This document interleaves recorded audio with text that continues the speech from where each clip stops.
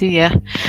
Oh, coba yang pertama hari ini yang presentasi Hafiz ya. Coba Fis, biar ganti-gantian temanya ya. Ini electroplating ya, berarti nggak dari biji ya ini judulnya ya. Oke, silahkan Hafiz.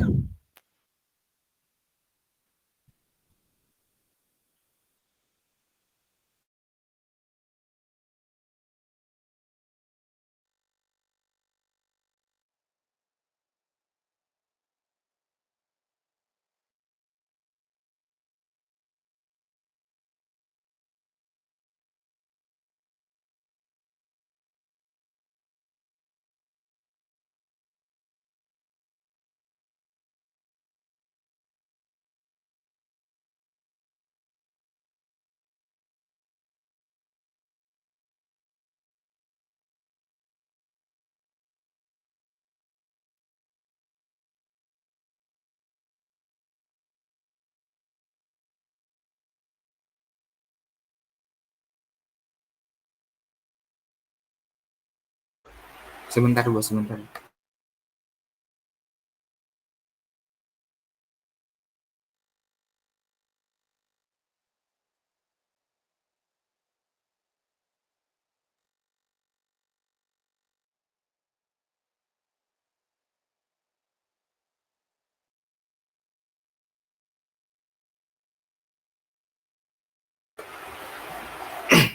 Baik, assalamualaikum warahmatullahi wabarakatuh. Pada siang ini saya ingin mempresentasikan bioleaching of copper containing electroplating sludge. Jadi di jurnal kali ini menganalisa bagaimana peran bioleaching di electroplating sludge yang masih ada copper, masih ada tembaganya. Electroplating sludge sendiri merupakan salah satu jenis limbah yang mengandung logam yang dihasilkan oleh electroplating dan industri surface treatment. Electroplating sludge diklasifikasikan sebagai limbah berbahaya di seluruh dunia karena mengandung berbagai komposisi senyawa kompleks dengan toksisitas tinggi. Nah, kenapa kita harus mengolah solid waste? Yang pertama, solid waste itu berpotensi beracun, yang mana dia itu akan melepas dan meresap ke dalam tanah dan air sehingga berdampak pada kesehatan yang melalui siklus kimia dan makanan. Yang kedua, untuk pemulihan sumber daya logam. Di electroplating sludge itu sebenarnya itu mengandung banyak logam-logam berharganya sendiri. Baik, teknik untuk teknik leaching solid waste ada dua. Yang pertama hidrometalurgi dan biohidrometalurgi. Untuk hidrometalurgi sendiri memiliki kekurangan. Yang pertama memerlukan kondisi yang lebih keras dan biaya operasionalnya lebih tinggi. Yang kedua, pengangkutan dan penanganan asam kuat berbahaya dan dapat menimbulkan resiko pada lingkungan. Yang ketiga, beberapa logam mulia tidak dapat di-leaching, seperti sulfida atau kombinasi yang sangat kompleks. Untuk biohidrometalurgi sendiri memiliki kelebihan. Yang pertama, dapat memulihkan logam dari biji dan limbah sulfida. Yang kedua, ramah lingkungan yang mengurangi kebutuhan terhadap fasilitas dan ruang TPA. Untuk biohidrometalurgi sendiri, kultur prokaryotik yang campuran itu lebih efisien dibandingkan kultur murni yang sendiri selama bioleaching karena sinergi mikroorganisme acidiofilik.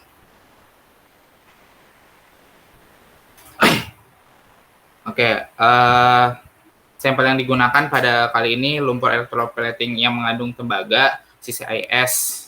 Yang pertama, sampelnya itu dikeringkan dulu pada suhu 105 derajat Celcius selama 2 jam. Selanjutnya digiling dengan penggilingan menjadi bubuk halus.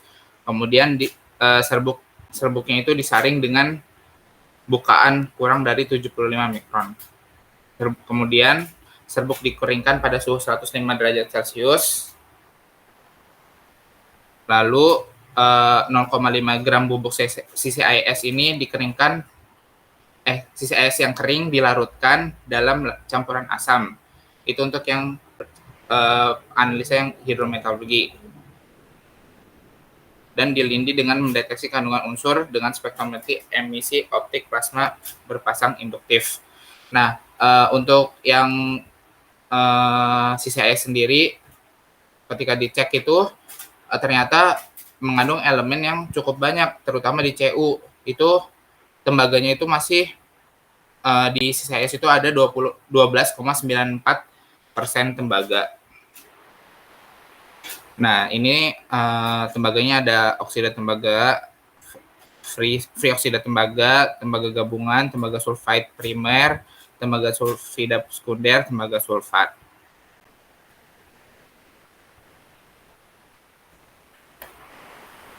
Oke, selanjutnya mikroorganisme dan budidaya. Untuk bioflotesis sendiri, kultur mikroba yang digunakan itu ada 3, ada Leptospirillum veripilum CS13, selanjutnya ada Aciditobacillus saldus S2, Sulfobacillus acidius TPY. Yang pertama, bakteri Leptospirillum veripilum itu ditumbuhkan dalam media garam basal termodifikasi. Nah, media garam basal termodifikasi itu terdiri dari NH4 2SO4 sebanyak 3 gram, MgSO4 7H2O sebanyak 0,5 gram, K2H404 sebanyak 0,5 gram, KCl sebanyak 0,1 gram, CaNO3 2 sebanyak 0,01 gram, dan air suling sebanyak 1000 ml dengan pH 1,8. Dan FeSO4 7H2O sebanyak 20 gram per liter sebagai substrat. Selanjutnya, Sulfobacillus acidius TPY ditambahkan ke ekstrak ragi sebanyak 0,2% ke dalam media garam basal yang dimodifikasi. Lalu Aciditobacillus saldus itu dipertahankan dalam media garam basal yang dimodifikasi dengan 10 gram per liter sulfur. Untuk meningkatkan toleransi mikroorganisme terhadap logam dan zat beracun dalam sistem biologi, ketiga kultur mikroba murni ini pertama kali diaklimatisasi. Jadi 3 kultur mikroba itu dicampurkan untuk beradaptasi istilahnya gitu. Lalu dilakukan dengan 250 ml pada labu yang berisi 100 ml cairan. 100 ml cairan sendiri terdiri dari 90 ml medium dan 10 ml pengayaan fresh mikroba dengan 10 gram per liter CCIS. Kemudian dimasukkan ke dalam labu, lalu diinkubasi dalam rotary shaker dengan kecepatan 180 rpm dan suhunya itu 45 derajat Celcius. Subkultur dilakukan segera setelah konsentrasi sel mikroba mencapai lebih dari 1 kali 10 pangkat 8 sel per mililiter dalam waktu singkat sekitar 3 harian secara total. Dilakukan sebanyak 5 kali dalam waktu 30 hari kerja. Lalu ketiga mikroba itu dicampurkan dalam konsentrasi 1:1:1 dan kemudian konsorsium mikroba yang diadaptasi digunakan untuk percobaan bioleaching selanjutnya. Oke, sekarang masuk ke eksperimen yang leaching yang menggunakan asam sulfat. Proses leaching dilakukan menggunakan asam sulfat 98% dan 98% H2SO4 ditambahkan tetes demi tetes ke dalam 500 ml labu Erlenmeyer yang berisi 15 gram bubuk CCIS kering dan diaduk perlahan selama 2 jam dengan pengadukan 5,7 ml dari 98% H2SO4 sampai nantinya nilai pH menjadi 1,5. Lalu media aseptik ditambahkan ke dalam asam sulfat 200 ml sebanyak 50 ml ke dalam asam sulfat 250 ml dari media basal termodifikasi dan 50 ml air suling dengan volume 300 ml dengan kepadatan pulp itu kepadatan pulp CCIS-nya sekitar 5%. Kemudian untuk eksperimen dari bioleaching sendiri dilakukan pada labu Erlenmeyer sebanyak 500 ml yang terdiri dari 250 ml media garam basal termodifikasi dan 15 gram CCIS. Lalu H2SO4 itu masukinnya sama tetes demi tetes untuk menyesuaikan nilai pH-nya menjadi 1,8. Oke, selanjutnya 15 gram per liter FeSO4, 7H2O, dan 5 gram per liter SO ditambahkan ke substrat. Yang mana percobaan ini dilakukan dalam rangkap 3. Air sulingan dengan volume yang benar ditambahkan untuk mengimbangi penguapan, dan air sulingan dengan keasaman yang sesuai ditambahkan untuk mengimbangi pengambilan sampel selama proses leaching. Untuk memantau efisiensi pelindian, konsentrasi tembaga dalam lindi tertentu di setiap harinya. Selanjutnya, uji penilaian toksisitas residu. Residu yang terlindi akan dianggap sebagai limbah berbahaya jika logam yang berpotensi beracun tersebut masih terlepas ke lingkungan. Yang mana pada akhir percobaan, residu yang terlindi dicuci 5 kali dengan air deionisasi dan dikeringkan untuk uji toksisitas tersebut. Yang mana metodenya 1 gram residu kering ditambahkan ke 20 ml asam asetat buffer pada kondisi pH sekitar 4,93 sampai kurang lebih itu 4,93 dengan pencucian selama 18 sampai 20 jam dengan kecepatan pengadukan 30 sampai 32 rpm dan suhunya tuh sekitar 23 sampai 25 derajat Celcius. Lalu hasil leaching dikumpulkan dan disaring untuk mengetahui kandungan logam yang ditentukan dengan ICP OES. Yang mana penelitian kali ini itu ada 2 dengan chemical leaching dan bioleaching. Nanti menghasilkan residu dan residunya itu baru dilakukan TCLP test ini. Oke, sekarang masuk ke metodenya, yang mana sel mikroba dihitung langsung dengan menggunakan alat pencacah ruang, mikroskop cahaya, pengukur pH, lalu nilai ORP-nya diukur menggunakan elektroda platina dengan elektroda acuan Ag atau AgCl. Sampel leaching diambil setiap hari dari labu dan disaring dengan ukuran 0,2 mikron untuk menentukan konsentrasi tembaga. Konsentrasi logam dalam larutan ditentukan dengan spektrometer serapan atom.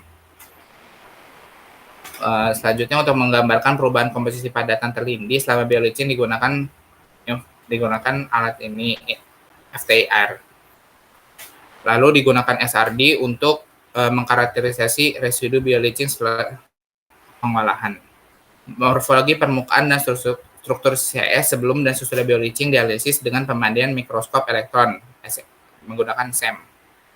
Lalu distribusi unsur diselidiki dengan pemetaan sinar S, dispersif energi. Oke, selanjutnya hasil leaching. Yang mana di sini ada 4 grafik, yaitu tembaga yang terlindi, cell density, pH, dan EH. Dilihat pada grafik ini, yang titik-titik garis hitam itu pelindian kontrol, terus yang merah itu pelindian memakai asam sulfat, dan yang hijau dengan bioleaching. Yang mana pada gambar yang A itu dapat dilihat bahwa bioleaching itu sangat unggul pada waktu sekitar 6 jam dengan konsentrasi sekitar waktu ke-7 dengan konsentrasi itu hampir 90%. Sedangkan pH-nya sendiri dibanding sebentar.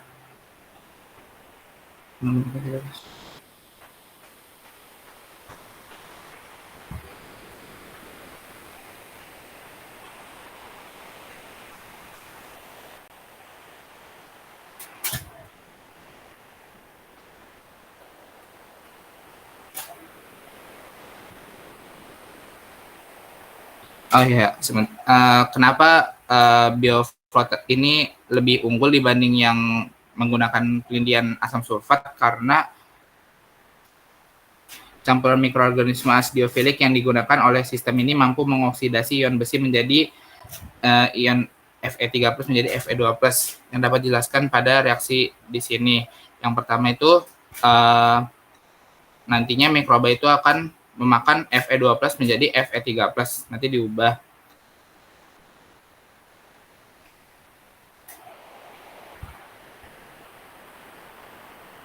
Dan juga unsur belerang itu diubah menjadi asam sulfat yang terutama bertanggung jawab untuk mendorong pelarutan logam selama sistem bioleaching.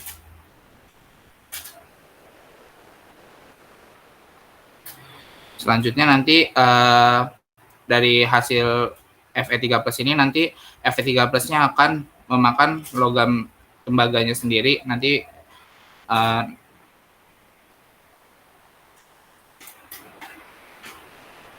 nantinya akan menghasilkan zat pengoksidasi kuat untuk mengkatalisis leaching tembaga dalam kondisi asam.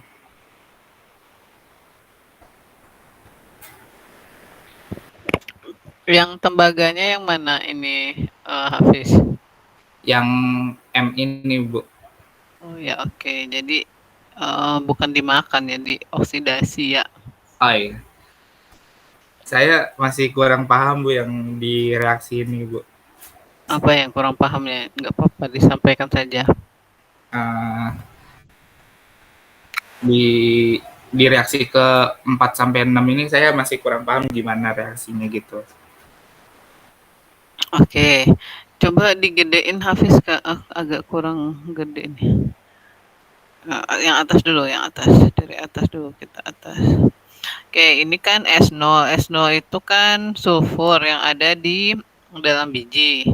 Sulfurnya kemudian ada oksigen yang diberikan ketika proses.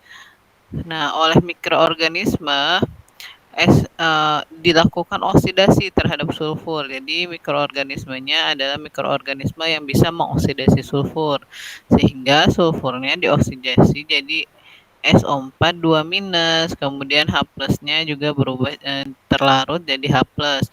Nah, ini jadi H2SO4 ya, ini ya kalau digabungkan ya di H2SO4 nih.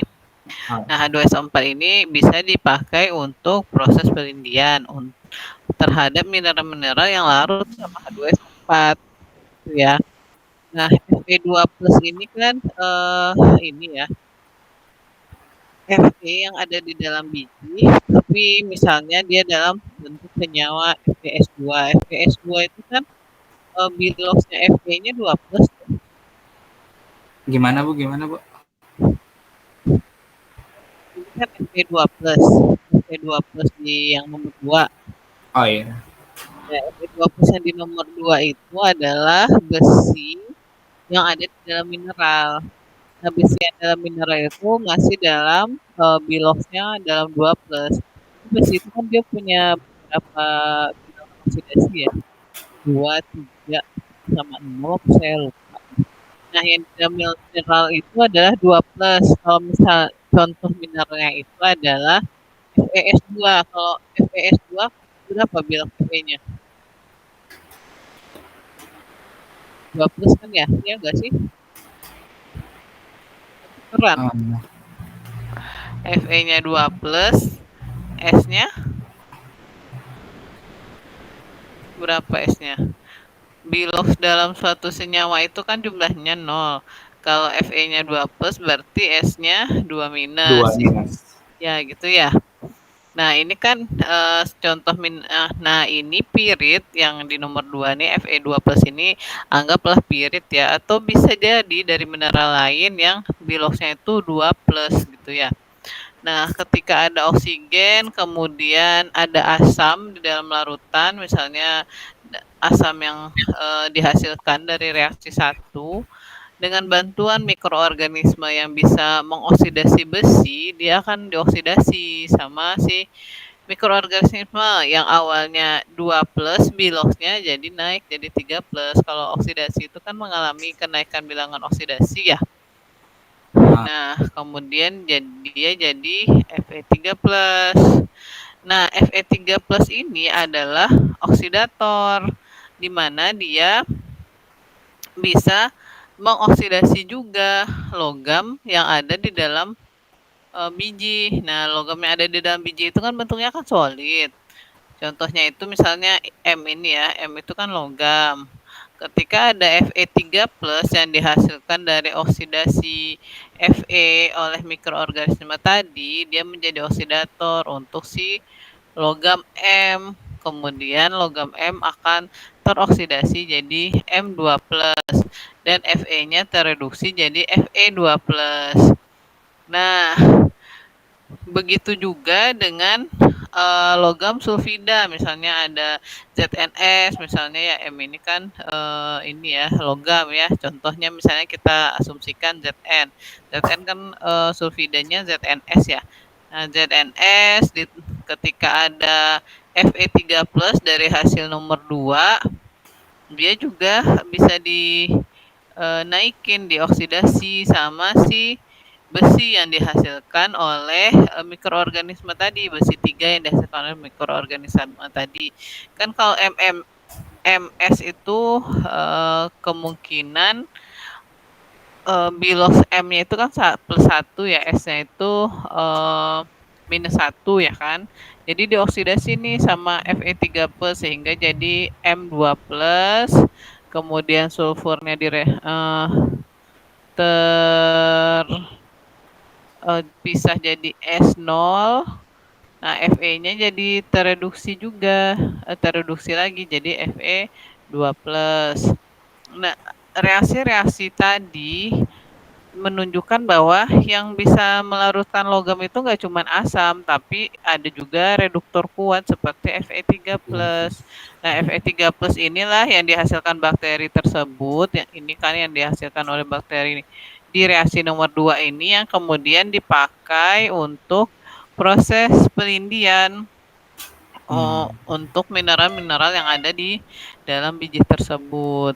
Makanya ketika misalnya kita lakukan proses bioleaching itu, kita juga harus memperhatikan ada jumlah-jumlah tertentu senyawa-senyawa tertentu yang memang bisa membantu proses tersebut.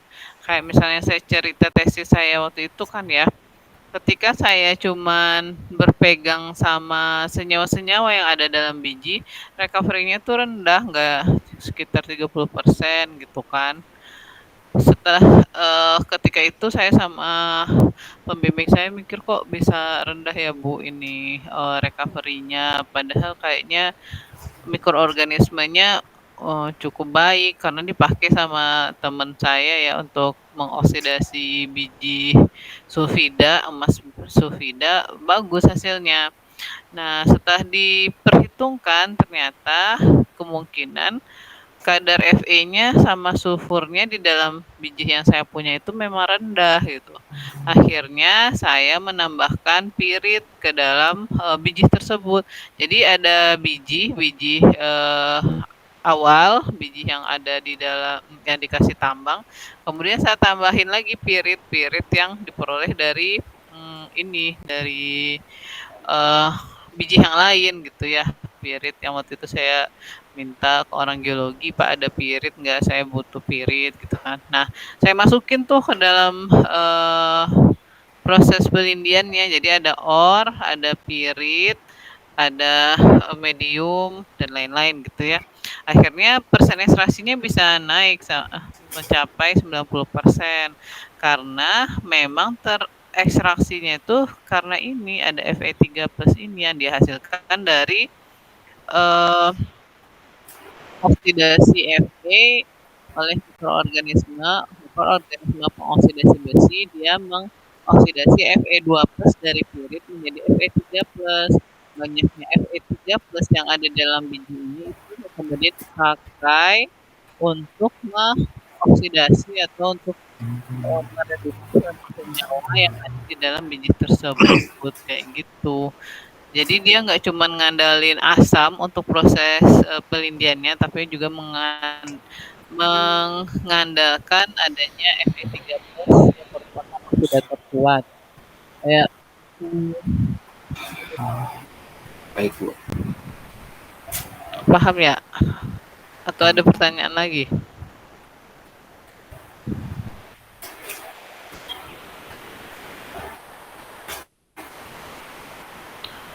Oke, boleh dilanjutin Hafiz. Baik, selanjutnya ini membahas dari pH-nya sendiri. Dapat dilihat bahwa pada di sini yang kontrol itu lebih tinggi dan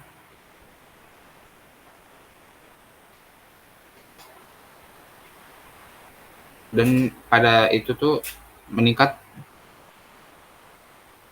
singkat.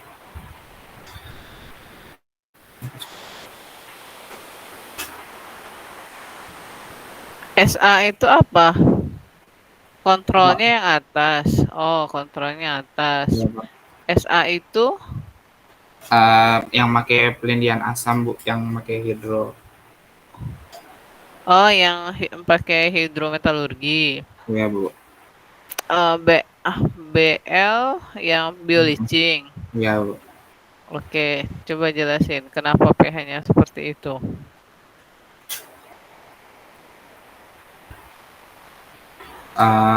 Kalau yang dari jurnal yang saya baca sendiri, kenapa kontrol itu lebih tinggi karena bakteri pengoksidasi yang Fe13 tadi, Fe12 yang mengoksidasi besi menjadi Fe13 akan menghasilkan lebih banyak H+ yang mana nantinya akan menaikkan pH larutan itu sendiri, Bu. Kalau H+ dihasilkan pH-nya naik atau turun? Naik. Turun. Coba kalau kamu punya H+ yang banyak, pH kamu naik atau turun? Turun, Bu, semakin asam. Iya, Oh, iya. semakin asam ya. Yang menaikkan pH itu OH ya, OH minus ya. Oh. Kalau misalnya bakterinya menghasilkan asam, merilis asam, pH-nya akan makin turun. Makanya kalau misalnya kita melakukan proses leaching itu kan pakai asam. Pakai asam itu makanya yang dikasih itu asam sulfat, asam klorida, asam apalah gitu ya. Itu kan pH-nya rendah ya, ya nggak? Iya, Bu. Oke, coba jelasin ulang, Hafiz.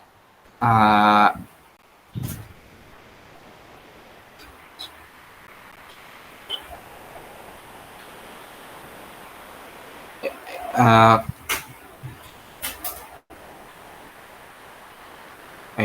uh, di sini dapat lihat kan yang kontrol tuh lebih tinggi pada 7 hari pertama dan tetap berada di atas 500. Oh, salah.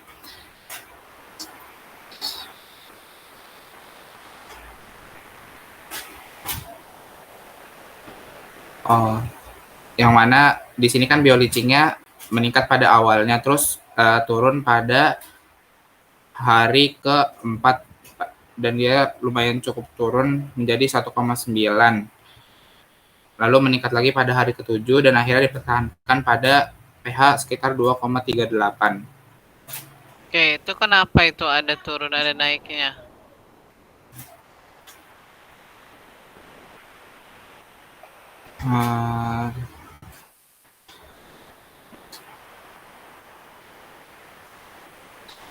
Oke, itu pertanyaan dasarnya dulu. Kenapa persen ekstraksi copper di kontrol itu rendah dibandingkan yang merah sama yang hijau? Kenapa? Karena yang dikontrol nggak ada H+-nya, Bu. Ada H+-nya, tapi kenapa rendah persen ekstraksinya? Yang grafik A. Oh,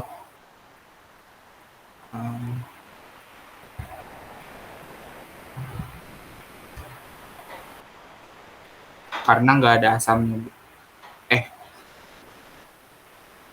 Ya bisa jadi ya, karena memang regennya nggak ada ya. Kontrol Iya. itu apa sih maksudnya kontrol?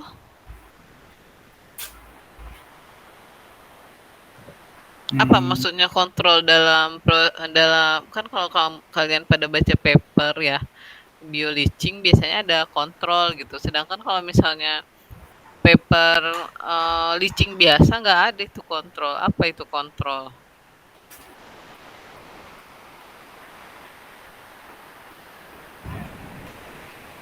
Ada yang tahu? Apa, Fis?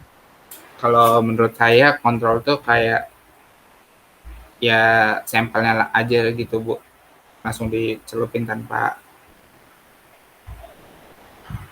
apa? Kurang tahu. Yang lain, pendapat yang lain nggak apa-apa. Ini kita santai aja, presentasinya santai biar kalian paham aja. Saya nanti ngambilnya itu aja di presentasi yang kalian yang kedua di PPT langsung, yang video PPT. Sekarang kita diskusi aja. Kenapa kira-kira apa sih kontrol itu? Apa yang bedain kontrol sama yang lain?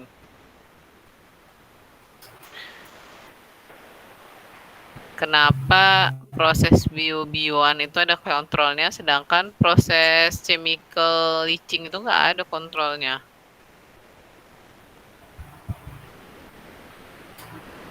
Ayo silahkan dibayangkan, kemudian berpendapat.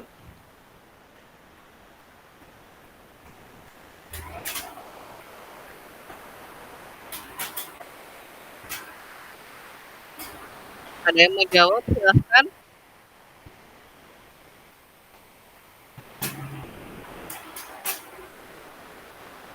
Ya, kontrol itu ketika kamu lakukan bio-leaching, kamu juga itu ya, kamu bikin mediumnya juga, kamu kasih juga apanya namanya itu, kasih juga bijinya, atau kalau misalnya ada bahan yang lain dikasih juga. Sama yang kamu lakukan pada reaktor untuk bio-leaching, pada sampel untuk bio-leaching. Bedanya adalah di kontrol itu kamu nggak masukin bakterinya, mediumnya ada tapi bakterinya nggak dimasukin. Jadi nanti bisa kelihatan emang pengaruh bakteri atau itu cuman pengaruh dari, meskipun misalnya kita lakukan leaching ya, kita masukin medium nih, terus kita masukin biji gitu ya, tapi nggak pakai bakteri, kayak yang warna hitam ini ya, kan tetap aja tuh ya ada persen ekstraksinya. Ya itu bisa jadi karena ada oksidator yang terbentuk dari medium tersebut, ada hal-hal yang terjadi secara eh, reduksi oksidasi di dalam proses tersebut, sehingga tetap terjadi proses leaching tapi tidak maksimal. Nah, bedanya kenapa dia ada kontrol untuk proses bio-leaching, biar ketahuan emang bakteri itu dia mempunyai peranan di sana. Kalau misalnya nilai kontrolnya sama-sama, misalnya nilai kontrolnya nih sama nih, tingginya persen ekstraksinya sama yang bio-leaching, berarti nggak ada peranan bakterinya di sana, bisa jadi bakterinya mati atau hal-hal lainnya, atau bakterinya nggak kerja. Kalau misalnya nilai yang diperoleh dari kontrol sama untuk bio-leachingnya, yang hitam sama yang hijaunya sama, kayak gitu. Makanya ada kontrol untuk proses bio-leaching. Seperti itu, paham ya? Paham, Bu. Oke, nah sekarang pertanyaan berikutnya. Kenapa pH untuk kontrol itu naik terus? Sedangkan pH untuk bio-leaching naik turun gitu ya. pH untuk leaching biasa itu terlihat stabil. Kenapa? Karena yang kontrol sendiri nggak dimasukin nggak dimasukin bakterinya gitu Bu, jadi dia nggak ada H plusnya dan pH-nya stabil. Kenapa nggak ada H plusnya kalau nggak dimasukin bakteri? Nggak teroksidasi Bu, materialnya. Kenapa, Fis? Ulang lagi, Fis. Medianya nggak teroksidasi oleh bakterinya itu sendiri Bu. Oke, kan Jadi tadi ya dari reaksi-reaksi yang kamu tunjukin di slide sebelumnya itu ya, ketika ya, proses bioleaching itu berlangsung, ada H+ yang dilepaskan ya kan, ada H+ yang dirilis, ada asam yang terbentuk. Ketika adanya asam yang terbentuk, maka pH-nya akan turun gitu ya. Berarti itu terjadi pembentukan asam oleh bakteri ya kan. Nah, kenapa naik lagi di eh, hari ke-7 ini kan naik lagi nih. Nah, ini nunjukin bahwa H+-nya itu terkonsumsi, mungkin terkonsumsi untuk proses ekstraksi. Kamu lihat ya di hari ke-7 di grafik yang A itu persen ekstraksi maksimal tuh di hari iya. ke-7 ya kan. Itu terkonsumsi itu asamnya dikonsumsi sama tembaga untuk terjadi proses pelarutan tembaga. Nah, kemudian kita lihat ya, hari ke-8 pH-nya naik ya, naik. Hari ke-9 dan lainnya cenderung naik. Nah, itu bisa kamu hubungkan juga ke ke grafik B. Kenapa sih di hari ke-8 dia pH-nya itu enggak turun gitu ya. Ini kita bisa lihat ya sel density-nya bakterinya. Sedang density bakterinya itu hari ke-8 itu naik nih. Tapi hari ke-9 udah turun, berarti udah mulai fase, udah mulai mati ya bakterinya ya. Jadi dia udah nggak kerja lagi, nggak menghasilkan H+ lagi. Bisa jadi karena di dalam bijinya udah habis makanannya, mediumnya juga udah nutrisinya udah mulai habis. Jadi bakterinya udah mulai mati sehingga nggak lanjut lagi proses bioleachingnya kayak gitu, Hafiz. Setuju nggak? Atau kamu ada punya pemikiran yang lain? Setuju, Bu. Ya kayak gitu ya. Coba kamu ulangin lagi, Fis. Baik. Dari grafik yang didapat, yang mana bioleaching itu dari koper yang terleachingnya sendiri itu paling maksimal di hari ke-7, yang mana di sini kan ada hari ke-7 karena di situ bakterinya bentar, pada hari ke-7 karena di situ bakterinya mulai maksimal mengoksidasi logamnya sendiri. Nah, dari pH-nya sendiri kenapa naik turun sedangkan yang kontrol itu stabil, karena yang kontrol itu kan tidak diberi bakteri sehingga tidak ada ion H+ yang keluar, tidak ada asam. Sedangkan yang bioflotasi itu kan nantinya bakterinya akan mengoksidasi logam dan menghasilkan H+, dan dia tuh akan naik turun. Nah, kenapa ini naik pada hari ke-7 itu ion H+-nya akan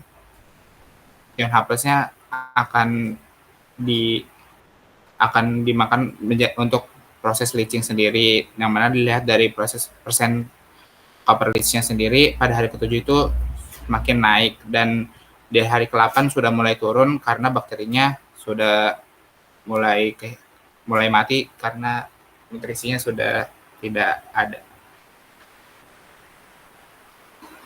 Mungkin itu Oke, aja sih. lumayan ya, lumayan. EH-nya gimana hubungannya sama EH berdasarkan pandangan kamu? EH itu apa sih EH? Coba jelasin. Uh,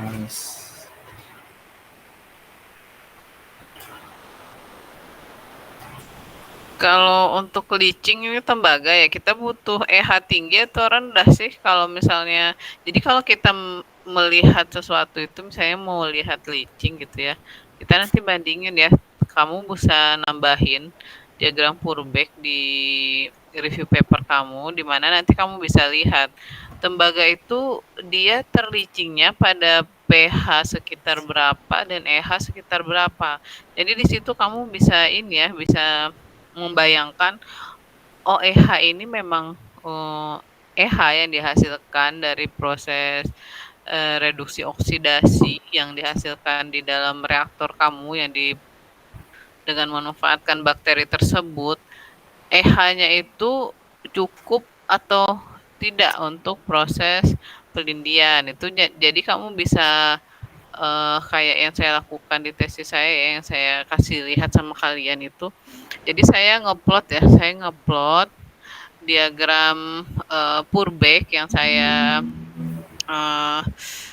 yang saya modifikasi aktivitasnya. Kalau misalnya diagram Purbek aktivitas 1 itu kan kalau kondisi ideal ya.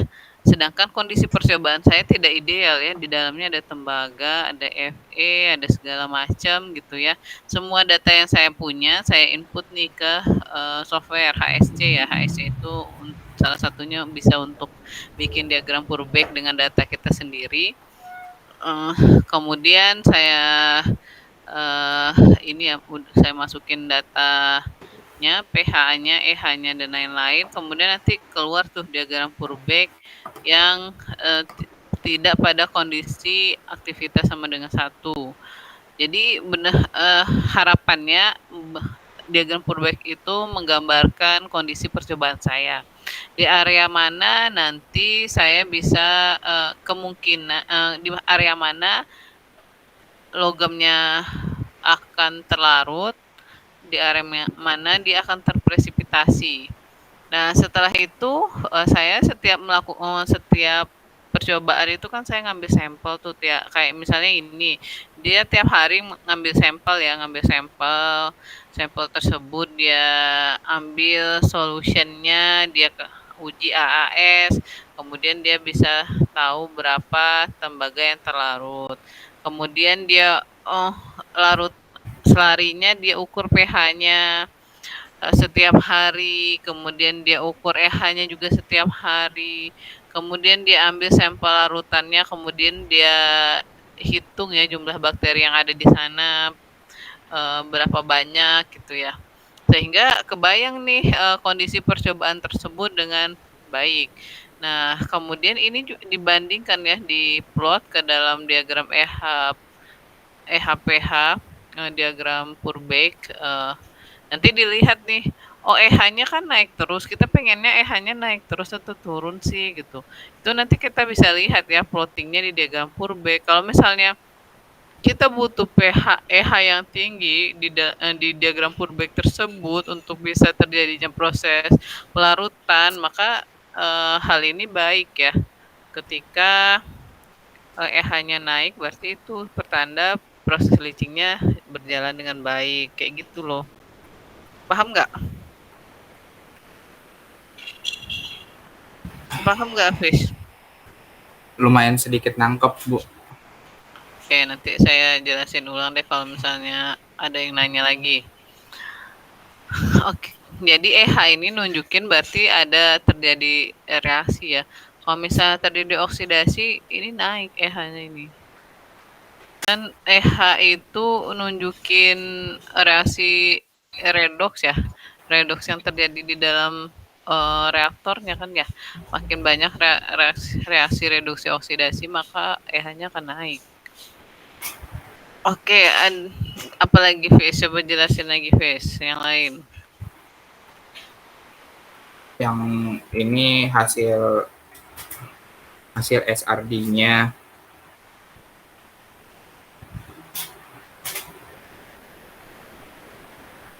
Kalau ini saya masih kurang tahu. Terus kalau yang saya tangkap tuh yang ini yang SEM, yang mana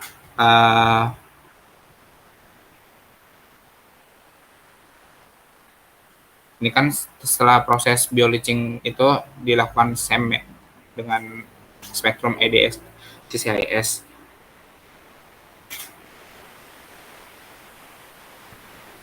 Yang mana warna lumpur aslinya itu hitam dan berkilau saat warnanya menjadi awalnya tuh lumpurnya kan hitam yang ini yang seperti gambar A, lalu dia tuh berubah menjadi abu-abu seperti gambar yang E setelah proses bioleaching.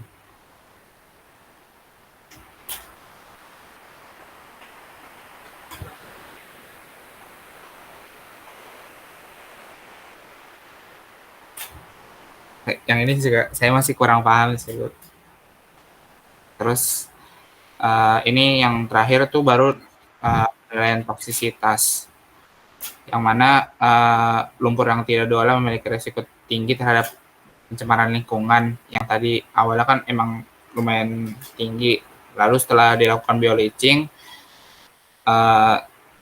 logam campuran dihilangkan dan residu bioleaching berhasil lolos uji TCLP. Makanya residu dari bioleaching ini ternyata tuh aman terhadap lingkungan, limbahnya itu aman terhadap lingkungan.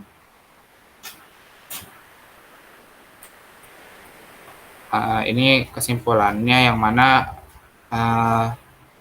bioleaching yang menggunakan mikroba campuran itu memiliki kinerja yang lebih baik, yaitu sekitar 21,1% lebih tinggi dibandingkan pencucian asam sulfat.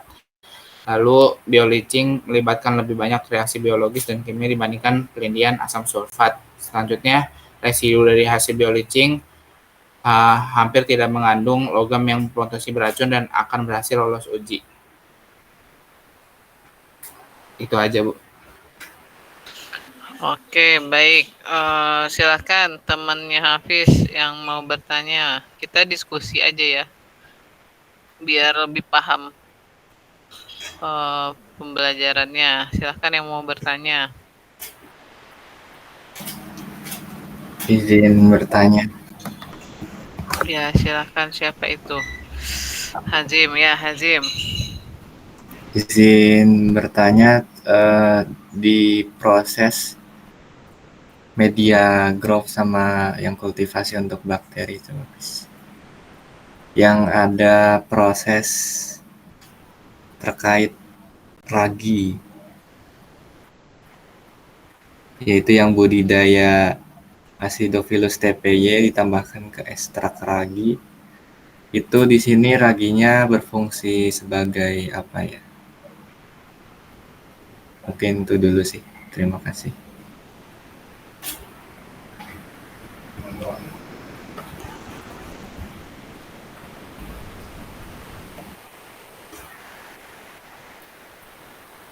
Silakan Hafiz. Sebentar.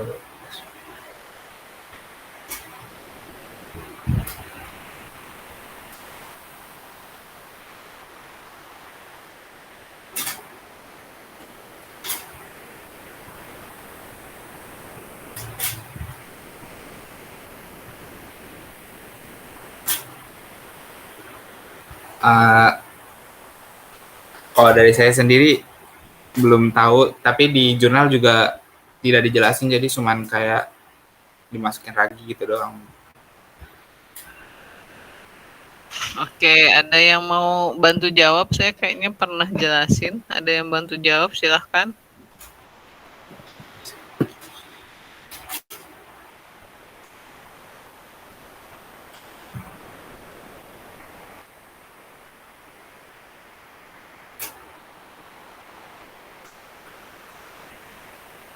Ada yang ingat nggak saya jelasin waktu itu? Nggak begitu clear sih jelasinnya, cuman mungkin ada yang ingat dan bisa nangkep sesuatu.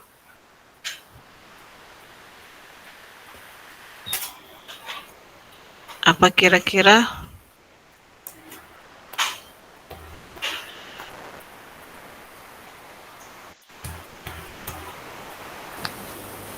Izin jawab, Bu. Okay. Mungkin kalau menurut saya ditambahkannya ragi pada jadi di media kultur juga dimasukinnya untuk ini sih, Bu, sebagai nutrisi tambahan, Bu, untuk pertumbuhan bakterinya itu. Sehingga perkembangbiakannya sehingga dari pertumbuhan atau perkembangbiakannya itu menjadi lebih cepat, lebih baik gitu, Bu, lebih optimal. Oke, itu ya jawabannya bener ya. Kalian bisa lihat di Google ya, yeast extract ya bahasa Inggrisnya itu. Dia mengandung banyak ini ya unsur-unsur nutrisi untuk bakteri organik, yang untuk organiknya. Nah, itu unsur-unsur mikro ataupun makro sebagian besar ada di sana. seperti natrium, kalium, vitamin, kalsium, magnesium, ada banyak itu kalian bisa cek di Google ya, saya barusan cek. Jadi ada diberikan ISS rak itu untuk beberapa bakteri yang memang dia butuh beberapa unsur tersebut. Jadi ragi itu emang disenangi ya sama bakteri ya, disenangi sama jamur gitu ya. Makanya ketika orang bikin minuman fermentasi juga kan dikasih ragi gitu ya. Emang itu untuk membuat bakterinya bisa bekerja. Seperti itu. Ada pertanyaan lain? Bu Soleh, saya boleh bertanya nggak Bu? Boleh. Ya, kenapa yang ditambahin ragi itu yang satu mikroba doang Bu, yang lain enggak gitu? Oke. Saya tesis dulu juga, saya dapat apa namanya? Dapat medium yang digunakan itu, kemudian komposisinya dan lain-lain itu juga bukan saya sih yang meracik itu. Biasanya yang meraciknya anak mikrobiologi. Jadi kalau kita lebih ke ini ya, lebih nargetin persen ekstraksi gitu ya. Kalau orang mikrobiologi itu mereka tuh benar-benar mempelajari mikrobanya itu. Jadi dia cocoknya pada pH berapa, makanan yang dibutuhkan dia untuk hidup optimal apa, temperaturnya berapa, nutrisi optimalnya itu apa aja. Jadi mereka ada nguji ya, ngasih 0,2 gram ekstrak, 0,3 gram. Jadi kayak kita ngasih parameter untuk persen ekstraksi gitu. Tapi mereka itu ngelihatnya itu pertumbuhan bakterinya seperti itu. Jadi kemungkinan kenapa satu dikasih satu enggak, mungkin memang yang satunya memang seneng, emang bisa bikin pertumbuhannya baik gitu. Sedangkan mungkin yang lain enggak, kayak gitu sih kemungkinan Hafiz. Baik Bu. Oke, ada pertanyaan yang lain?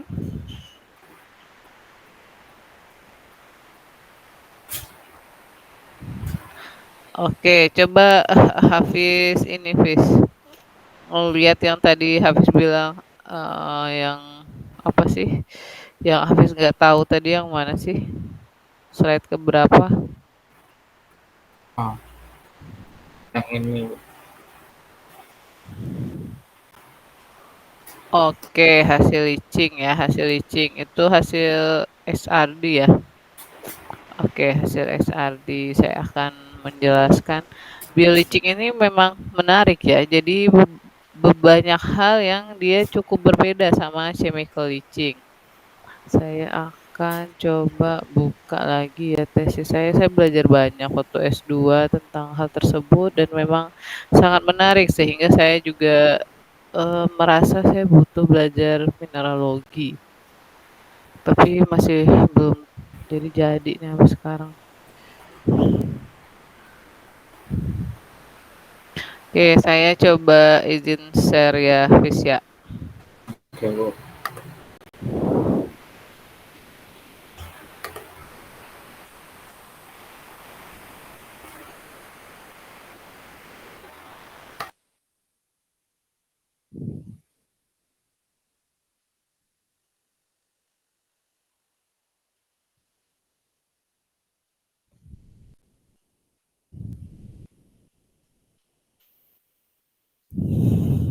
Nah, ini adalah tesis saya waktu S2, studi perilaku bioleaching dan bioksidasi tembaga dari biji porfiri. Nah, ketika selesai selesai proses leaching, saya melakukan studi mineralogi terhadap tailing proses tersebut. Nah, ini ya tailingnya ya, saya ambil tailingnya, kemudian saya kasih resin ya. Kemudian saya lihat di mikroskop, dibantuin sama dosen saya waktu itu. Nah, kemudian di sini menarik ya, sebelum proses leaching saya lakukan mineralogi juga, setelah proses leaching dan bioksidasi saya melakukan mineralogi juga. Kebetulan biji saya itu adalah biji kompleks, jadi tembaga tapi bijinya kompleks. Ada kalkopiritnya, ada kovalitnya, ada kalkositnya, jadi hampir semua mineral tembaga itu ada di sana.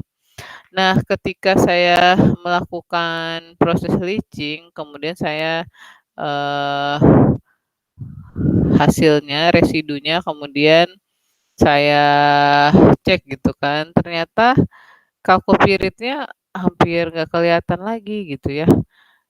Tapi yang banyak kelihatan itu ternyata kovalitnya itu masih, ada ya, masih ada nih, masih ada kovalit gitu ya di sini.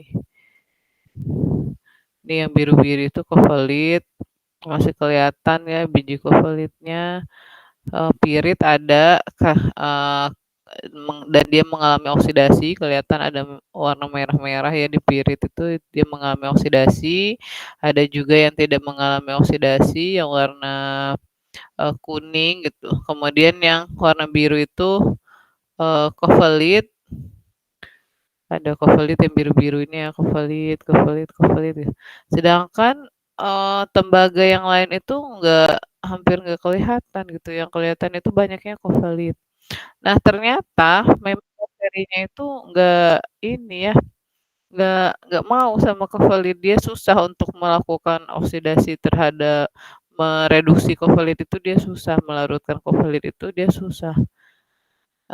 Kemudian saya cari paper gitu ya, saya pelajari, ternyata di banyak paper juga disampaikan seperti itu.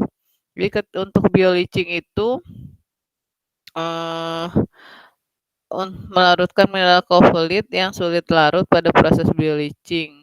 Jadi proses bleaching itu dia sulit melakukan, pelicingan untuk kovalit. Jadi gitu ya. Nah, kenapa sih yang Hafiz tadi, coba kamu sekarang Fis, keluarin Fis, yang tadi.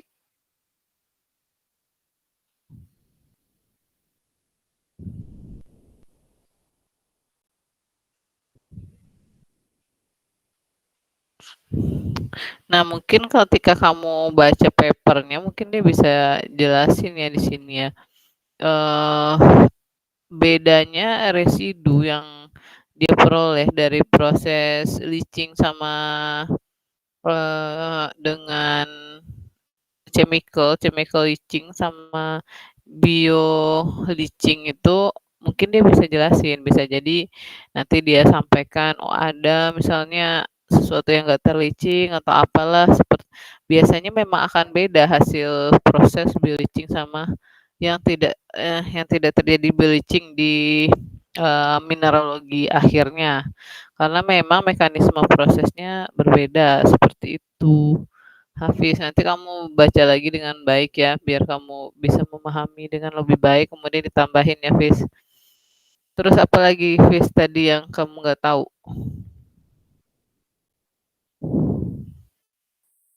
Oh, FTIR ya.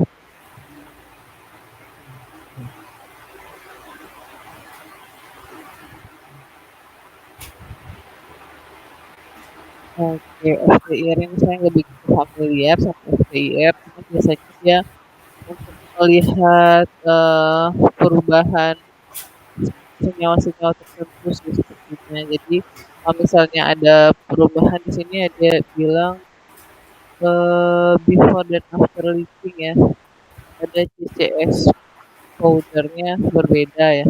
Jadi sepertinya dia nunjukin bahwa proses yang dilakukan itu memberikan perubahan pada sesuatu yang ada di dalam material yang ada di dalam proses kamu. Jadi kamu pelajari lagi aja ya, cari tahu Fis PIR itu apa sih, cari tahu PIR itu apa, gunanya apa, untuk apa gitu ya. Baik, Bu. Ya. Oke, terus apa lagi, Fis? Udah sih, Bu. Terus kalau yang tadi yang Cell density itu ini gimana ya, Bu? Cell density itu kalau misalnya densitas selnya makin naik, berarti bakterinya makin banyak di dalam sampel kamu, di dalam reaktor kamu. Tapi kalau dia makin turun, berarti dia sel density-nya makin turun, densitas selnya makin turun, berarti dia makin berkurang selnya. Bisa jadi karena dia mati gitu. Oh, baik, Bu. Ada pertanyaan lain?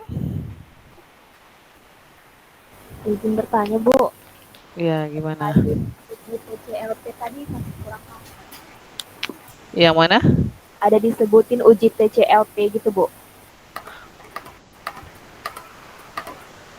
Nah, yang sebelumnya. Nah, ini. Oh, ini ya. Ini juga saya nggak pernah melakukan ini nih. Kamu cari tahu lagi aja ya, Fis ya.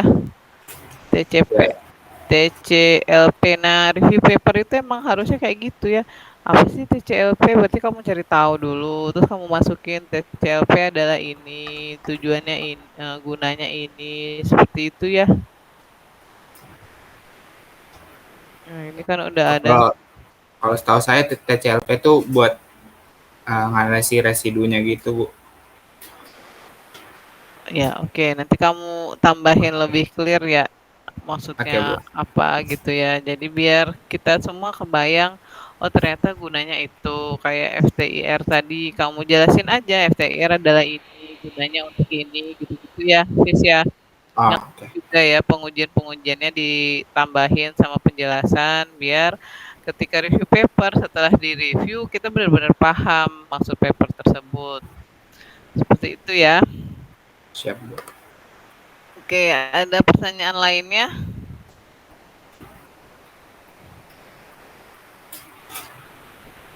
Oke, kalau nggak ada kita lanjutkan ke yang berikutnya. Berikutnya siapa ya?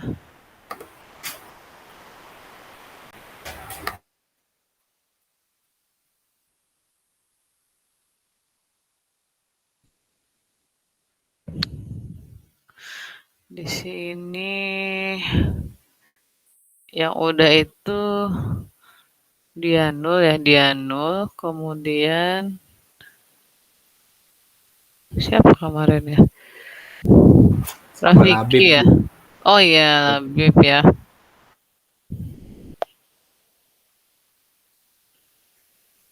Nah ini kayaknya yang Abdul menarik nih, kamu dulu yang presentasi sekarang. Silakan. Baik, Bu. Abdul. Izin ya, Bu ya. Sip.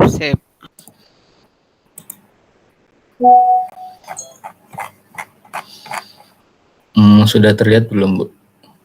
Sudah terlihat tapi kurang pas. Nah ya udah bagus. Baik, selamat siang. Sebelumnya terima kasih atas kesempatannya, Bu Riri dan teman-teman.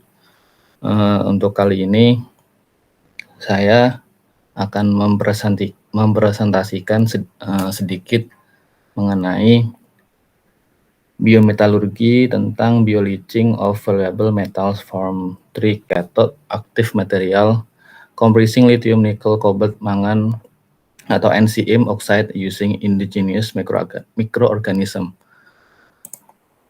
Jadi mungkin disclaimer sedikit bahwa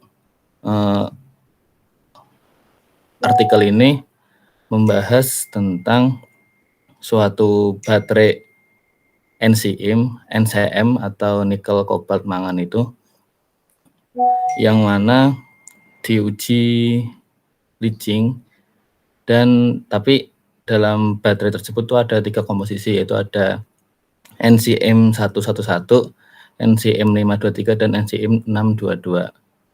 Dan pada bakteri ini menggunakan 5 strain bakteri, dan bakteri 2 lainnya bakteri yang alami.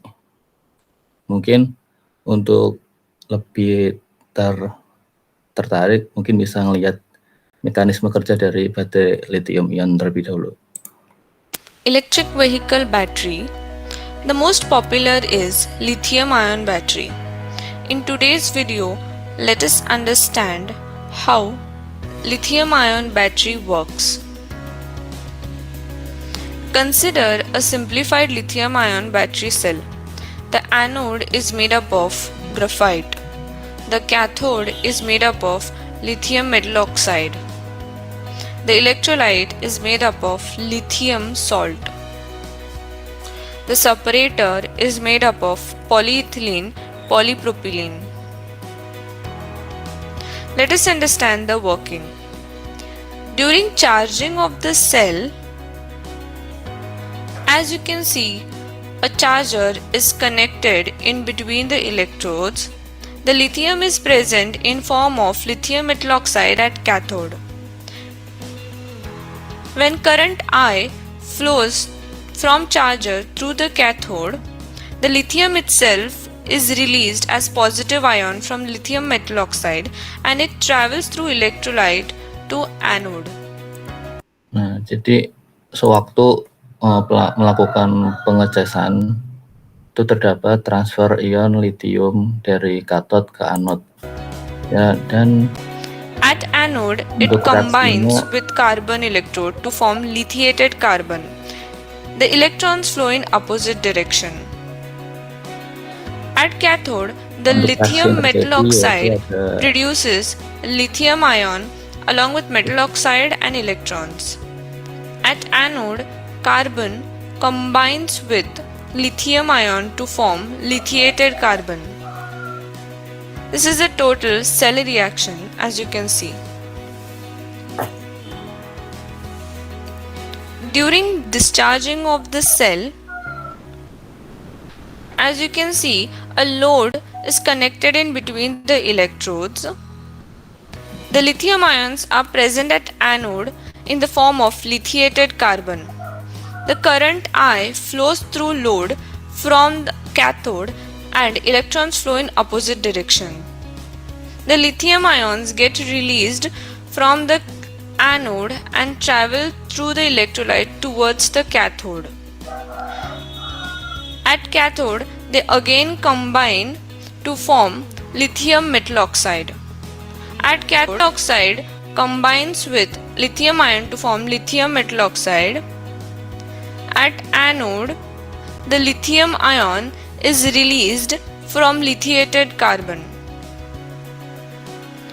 This is the total cell reaction, as you can see.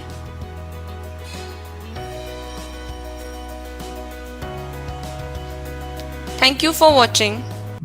Jadi mungkin itu sedikit tentang mekanisme kerja dari lithium baterai. Dan masuk ke pendahuluan.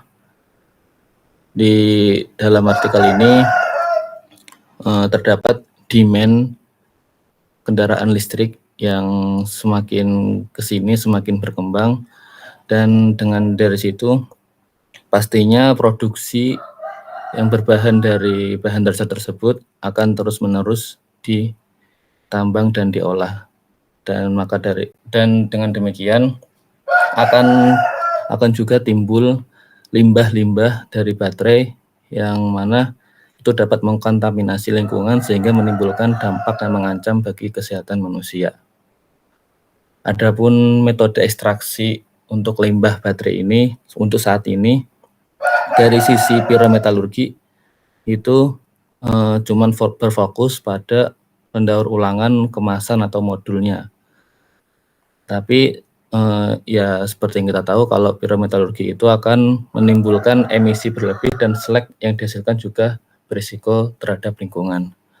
Adapun hidrometalurgi, penggunaan ekstraksi dengan bahan kimia yang mana melalui pelindian dan pemurnian, dan di metode ini memang lebih efisien dibanding dengan metalurgi. Tetapi juga terdapat sisi negatif, yaitu penggunaan reagen kimia yang dapat menimbulkan efek samping yang kurang baik terhadap lingkungan dan kesehatan. Dengan demikian, biometalurgi menjadi alternatif yang saat ini dikembangkan oleh para peneliti dunia. Pada bioleaching ini, baterai LiNex NCM ini menggunakan kultur campuran yang mengandung Acidithiobacillus dioksidan dan Leptospirillum veripilium untuk bioleaching. Dan ketika pH-nya disesuaikan menjadi 1 setiap, jadi di dalam penelitian ini itu menggunakan bakteri NCM, kemudian memanfaatkan bakteri organik ini, dan untuk penyesuaian pH-nya itu di sekitar 1 dan dalam kurun waktu 24 jam, dan didapatkan recovery sekian, 89%, 9%, dan 82%. Tetapi dalam artikel ini juga menjelaskan kalau tantangan dari ekstraksi ini itu membutuhkan perawatan yang lama dengan kadar logam yang rendah karena dalam kepadatan pulp yang tinggi karena toksisitas mikroorganisme.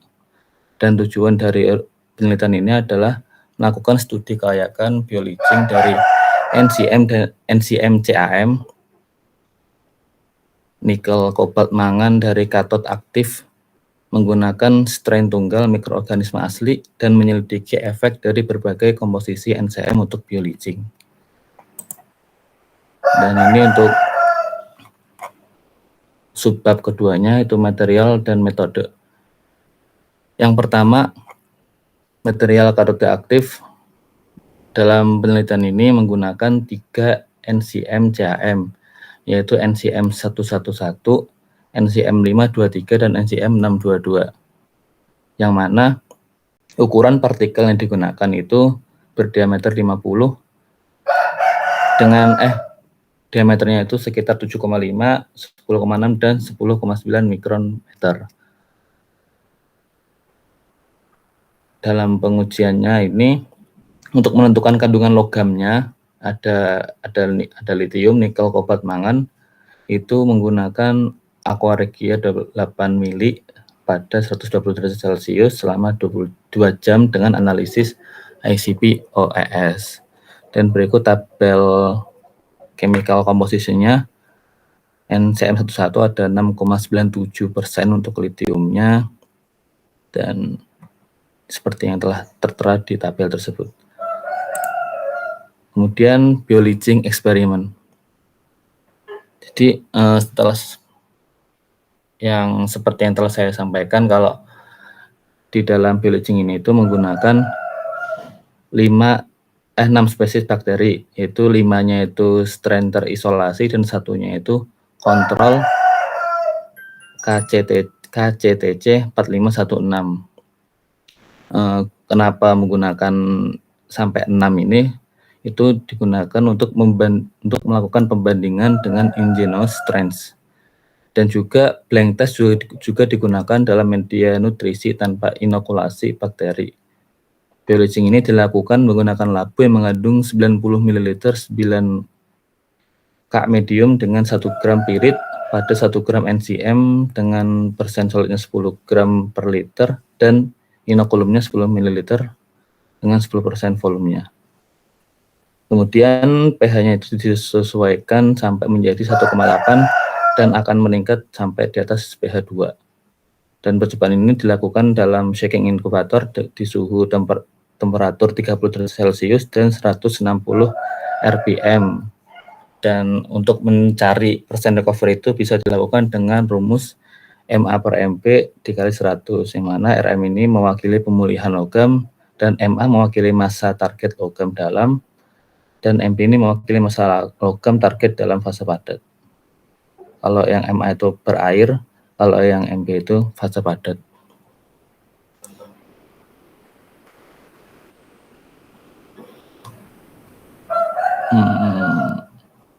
Dan ini pada tabel 2 ini menjelaskan bahwa KCTC itu bakteri strainnya itu Acidithiobacillus veroxidan, untuk N10 ada Verocibacillus, terus V6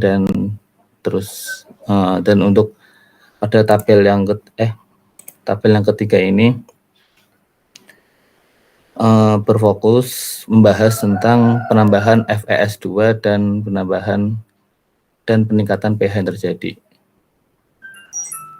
Mungkin untuk penjelasan FS2 bisa dilihat nanti. Kemudian masuk ke tahapan penambahan FES2 dan penyesuaian pH.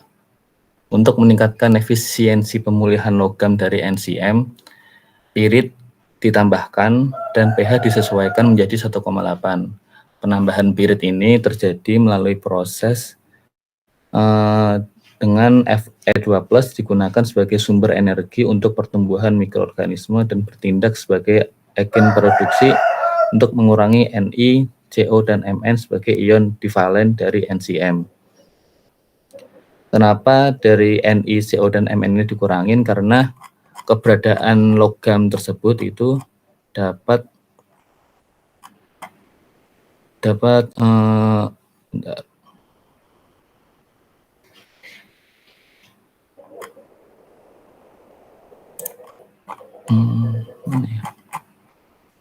keberadaan logam ini tuh bisa mengganggu adaptasi dari mikroorganisme sehingga dapat mengganggu ekstraksi persen recovery ekstraksi logam yang didapat secara efisiennya.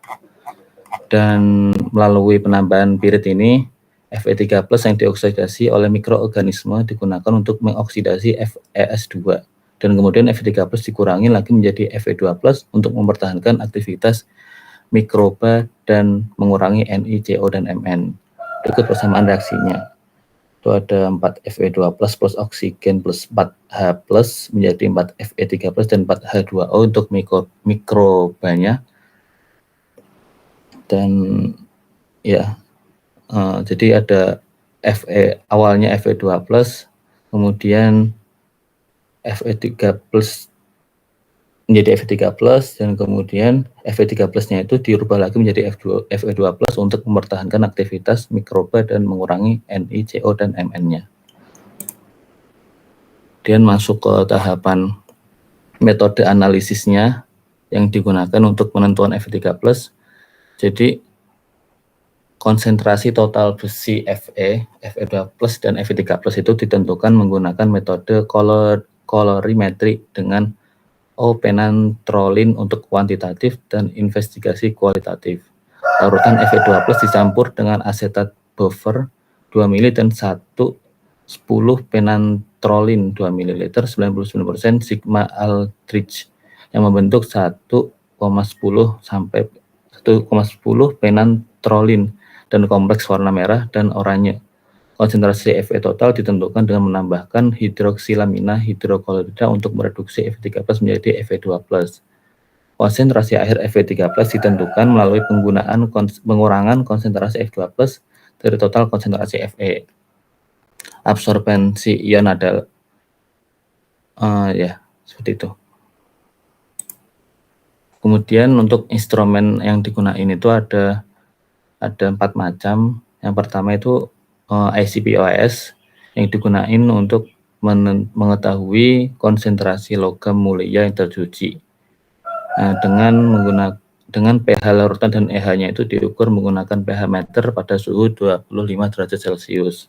Untuk analisis yang kedua itu menggunakan FIS EM-EDX untuk mengetahui morfologi permukaan dan analisis komposisi unsur dari residu untuk mengetahui byproduct-nya. Kemudian analisis kristalinitas dengan menggunakan sinar XRD dan analisis terakhir itu FTIR untuk mengetahui luas permukaan, gugus fungsi terikat dan ikatan sampel NCM asli dan biolegit residu. Kemudian masuk ke tahap hasil pembahasannya metal recovery dari NCM 111 dengan menggunakan regangan asli. Dalam di sini tuh menghadirkan efisiensi metal recovery dari NCM 111 menggunakan 5 strain. Itu ada N10 blank, control N10, P6, P7, N4 dan FO5. Kemudian pada range waktu 1 jam dan 24 jam, 1 jam untuk yang hitam dan 24 jam untuk yang merah. Dan recovery terakhir,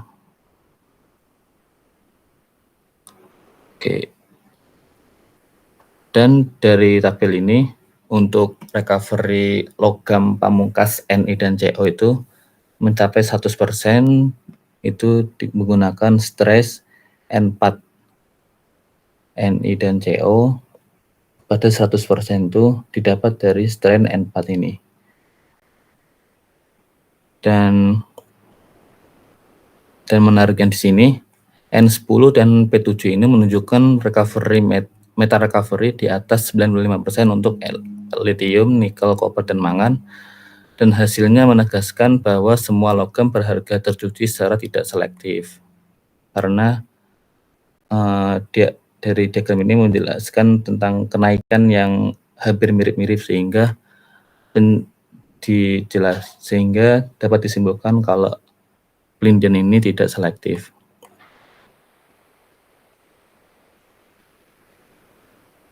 Dan dalam tabel ini juga menjelaskan bahwa P7 atau bakteri Aciditobacillus itu sama dengan bakteri yang kontrol. Namun demikian P7 menunjukkan efisiensi metal recovery yang lebih besar daripada kontrol dan menunjukkan bahwa mikroorganisme asli disesuaikan dengan logam dalam lingkungan asam. Keseluruhan pemulihan logam meningkat di bawah kondisi biotik dari 1 hingga 24 jam dengan tingkat pencucian secara signifikan lebih tinggi daripada yang kosong. Dan temuan ini juga selaras dengan temuan sebelumnya, yang mana tingkat recovery-nya itu lebih rendah di bawah kosong kondisi relatif terhadap kondisi biotik. Hal ini juga menekan peran penting yang dapat dimainkan mikroorganisme dalam bioleaching. Kemudian analisis mekanisme NCM melalui pH, EH, dan Fe3+ atau Fe2+.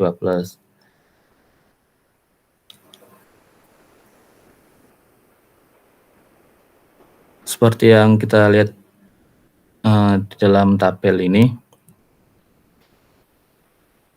pH kosong blank ini lebih tinggi dibandingkan yang lain, dibandingkan dari strain P6 yang mana mendapat 2,42 sedangkan yang blank ini 2,81. Dan perlu dicatat bahwa nilai pH ini untuk semua kondisi biotik lebih rendah daripada kondisi abiotik karena produksi asam biogenik. Dan solusi EH sangat penting untuk bioleaching karena dikendalikan oleh ion besi Fe3+, dan nilai EH yang dapat ditentukan dengan rasio konsentrasi ini digunakan untuk melacak aktivitas mikroba karena Fe2+ teroksidasi menjadi Fe3+ sebagai bakteri tumbuh.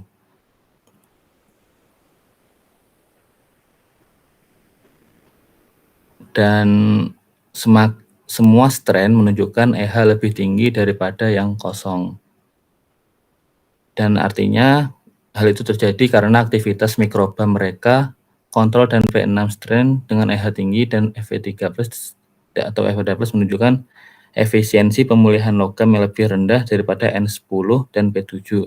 Selain itu, strain N10 dan P7 ini mencatat pemulihan logam yang lebih tinggi yang mendukung kisaran EH 570 hingga 600 dan Fe3+ atau Fe2+ dalam kisaran 0,2 hingga 0,6.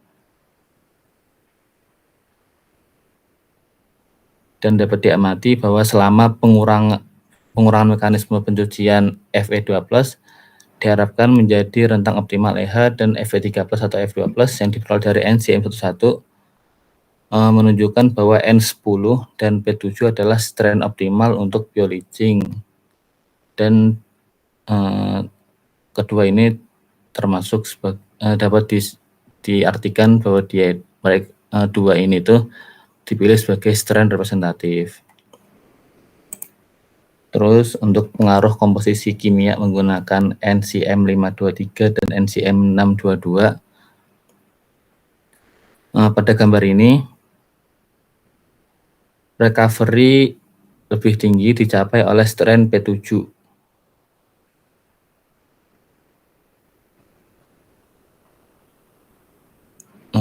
Dan kemudian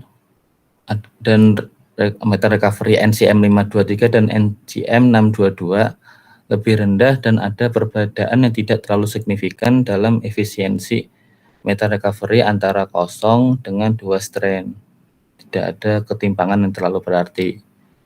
Dan teori lain menyebutkan bahwa pencucian berupa efisiensi untuk NCM 523 ditujukan pada medium 9K atau kondisi biotik dan konsorsium bakteri diperkaya.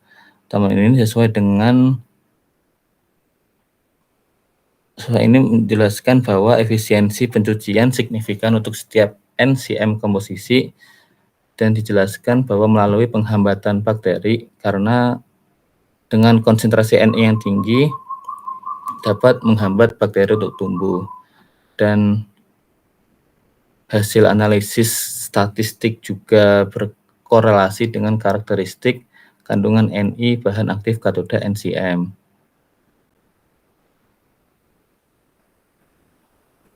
Dan teori lain juga menjelaskan bahwa efek dari logam berharga itu atau NI itu merugikan aktivitas mikroba yang terpengaruh selama tes bioleaching.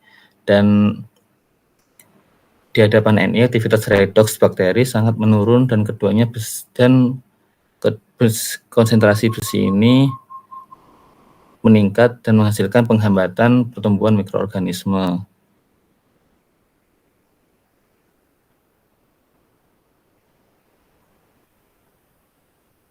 Dan dari diagram ini terlihat bahwa aktivitas mikroba terhambat karena konsentrasi NI yang tinggi yang berdampak buruk pada bioleaching. Dan dibandingkan dengan NCM 111 bahwa tidak ada perbedaan signifikan dalam perubahan pH, tetapi pH larutan dalam kondisi biotik lebih rendah daripada pH blank condition.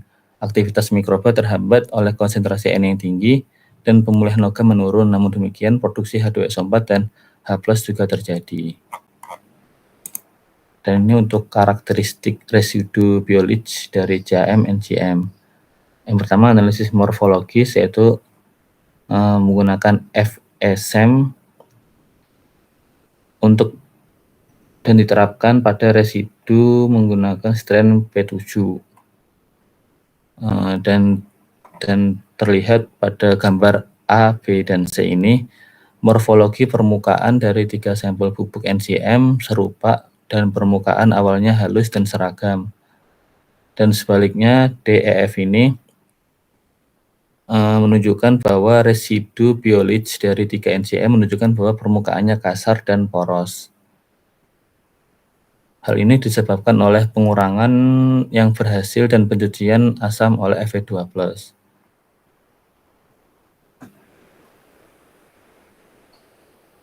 Kemudian analisis EDS untuk NCM 111 dan NCM 523 sebelum dan sesudah bioleaching. Dalam gambar 5A dan 5B, NI didistribusikan secara homogen pada aslinya powder NCM, dan setelah bioleach, jumlah yang dapat diabaikan NI hadir dalam residu NCM 111 setelah bioleaching. Terlihat pada gambar 5C, dan temuan ini menegaskan bahwa hampir semua logam diekstraksi setelah bioleaching karena pemulihan logam lebih dari 95% dari NCM 111. Dan untuk hasil analisis SEM-EDS untuk NCM 523 ini setelah bioleach menunjukkan bahwa sejumlah besar NI tetap berada dalam residu. Perbedaan unsur ini mendukung pemulihan logam yang lebih rendah dari NCM 622. Dan ini untuk analisis struktur kristalnya menggunakan XRD. Dan gambar ini menjelaskan bahwa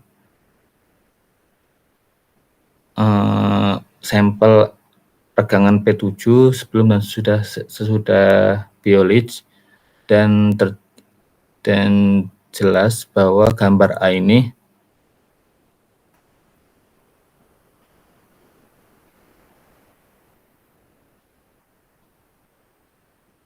ini itu NCM dengan original sampel dan ini itu bioleaching residu. Dan dari sini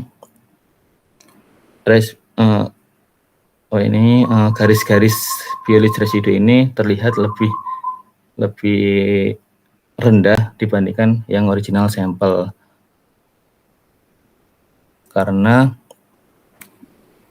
dari kandungan CO dan Mn-nya ini hampir menghilang dan mungkin karena pembentukan komponen amorf.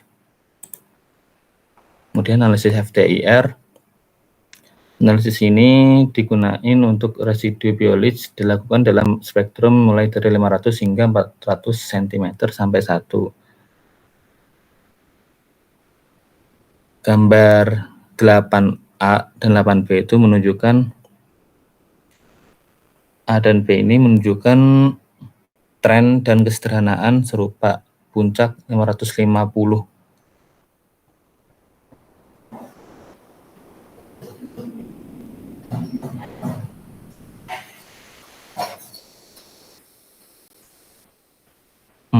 Pada FTIR ini lebih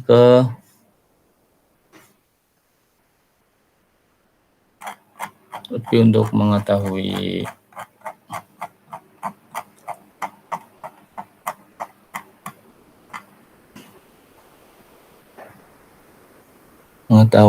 luas permukaan gugus fungsi dan ikatan sampel NCM asli dan bioleach residu.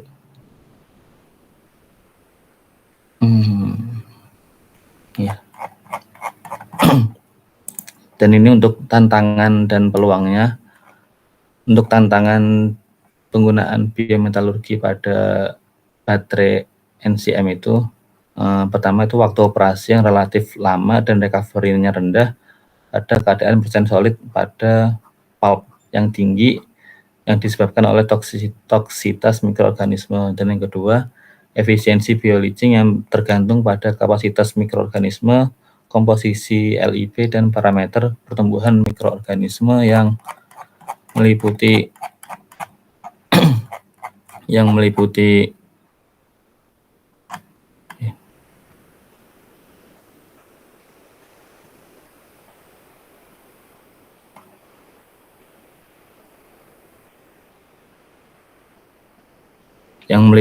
pertumbuhan nutrisi, pH, ORP, suhu, kadar oksigen, toksisitas logam, dan kepadatan pulp. Kemudian untuk peluangnya pada penelitian ini, penurunan efisiensi bioleaching dengan meningkatnya Ni konten dalam NCM CAM menyoroti dampak buruk toksisitas logam Ni pada bioleaching. Dengan demikian, untuk mengatasi logam toksisitas yang dikenakan pada mikroorganisme dalam LIB, sangat penting karena ini secara signifikan dapat memengaruhi efisiensi pelindian. Oleh karena itu, penelitian ke depan harus melakukan studi adaptasi bakteri spesies pada Li, Ni, COMN, dan kotoran Al dan Cu hadir dalam span LIB untuk mengatasi tantangan ini. Dan kesimpulannya, dapat disimpulkan bahwa dengan 3 sampel dan 5 bakteri strain yang diisolasi dari mikroorganisme asli, recovery di atas 95% dicapai dari NCM 111 dengan menggunakan bakteri strain N10 dan P7 dengan perwakilan strain pribumi. Dan secara khusus pemulihan logam menggunakan mikroorganisme asli lebih tinggi daripada menggunakan strain control. Namun efisiensi pemulihan logam dari NCM 523 dan NCM 622 lebih rendah daripada yang NCM 111, yang mana karena yang menunjukkan bahwa nilai yang mirip dengan yang kosong keadaannya dengan yang blank, dan hal ini bisa dijelaskan oleh efek negatif Ni yang lebih tinggi konsentrasinya daripada pada aktivitas mikroba, dan studi ini menunjukkan bahwa perubahan dalam komposisi kimia NCM CAM dapat memengaruhi efisiensi bioleach, dan selain itu hal ini menunjukkan bahwa toksisitas logam Ni selama bioleaching CAM dengan kandungan Ni tinggi. Dan saran penelitiannya itu penyesuaian strain bakteri untuk meminimalkan bakteri inaktivasi atau penghambatan aktivasi di bawah kondisi konsentrasi Ni yang lebih tinggi, namun penggunaan mikroorganisme asli bisa menjadi alternatif karena mereka hemat biaya dan ramah lingkungan dan memiliki potensi untuk aplikasi proses bleaching di masa depan. Mungkin sekian presentasi dari saya. Saya kembalikan ke Bu Riri. Oke, bagus ya presentasinya lengkap ya. Oke, silakan ada yang mau bertanya? Ini menarik, ini jadi topik yang sedang hangat akhir-akhir ini tentang masalah baterai dan semuanya diulik ya. Ini bioleaching pada material atau material yang udah pernah terpakai gitu ya. Silahkan ada yang mau bertanya?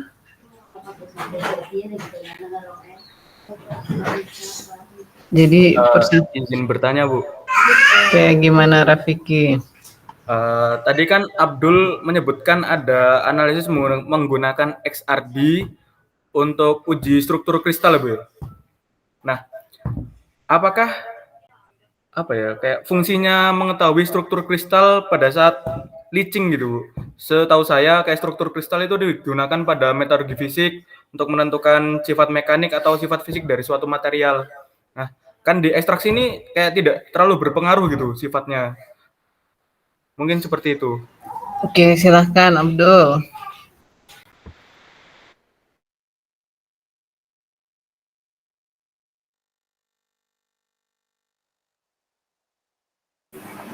Baik, Rafiki, mungkin untuk gambaran tujuan jelasnya kenapa menggunakan SRD, aku kurang tahu ya untuk tujuannya karena tidak dicantumkan di artikel ini. Tapi kalau melihat dari gambar yang ada itu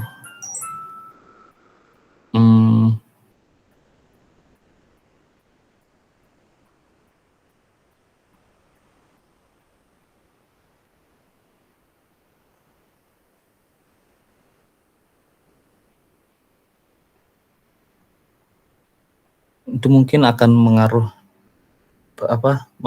dari struktur kristal itu mungkin akan coba dibuka struktur kristalnya Abdul.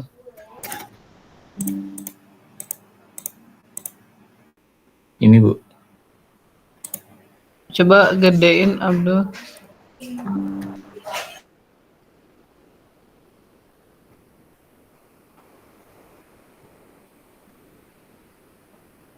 ini ada original sampel sama bleaching residu. Mungkin dengan tahu struktur kristalnya akan lebih tahu metal recovery yang bisa didapat, efisiensi reagen, efisiensi mikroorganismenya itu. Mungkin itu kalau jawaban dari saya. Izin menanggapi bentar ya Bu. Boleh.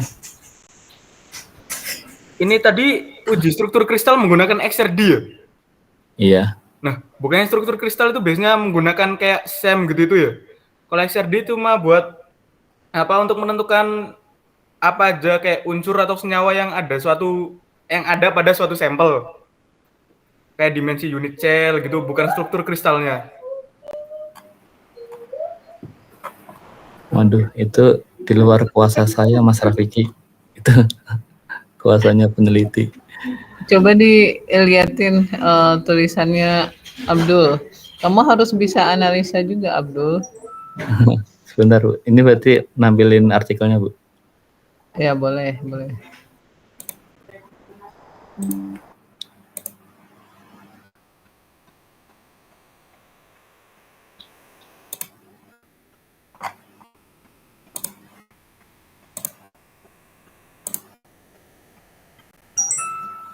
Salah.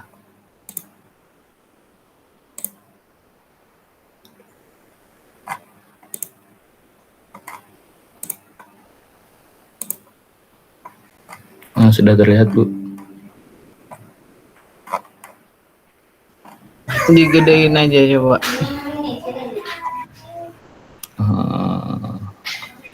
Yang bagian SRD-nya.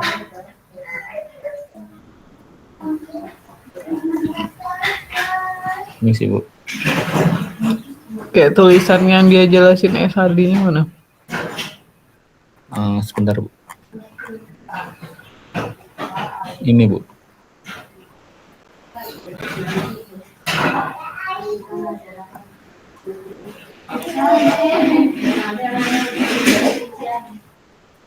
Coba dibesarin, Abdul. Yang ya bener bagian yang tadi, tulisan yang tadi digedein coba.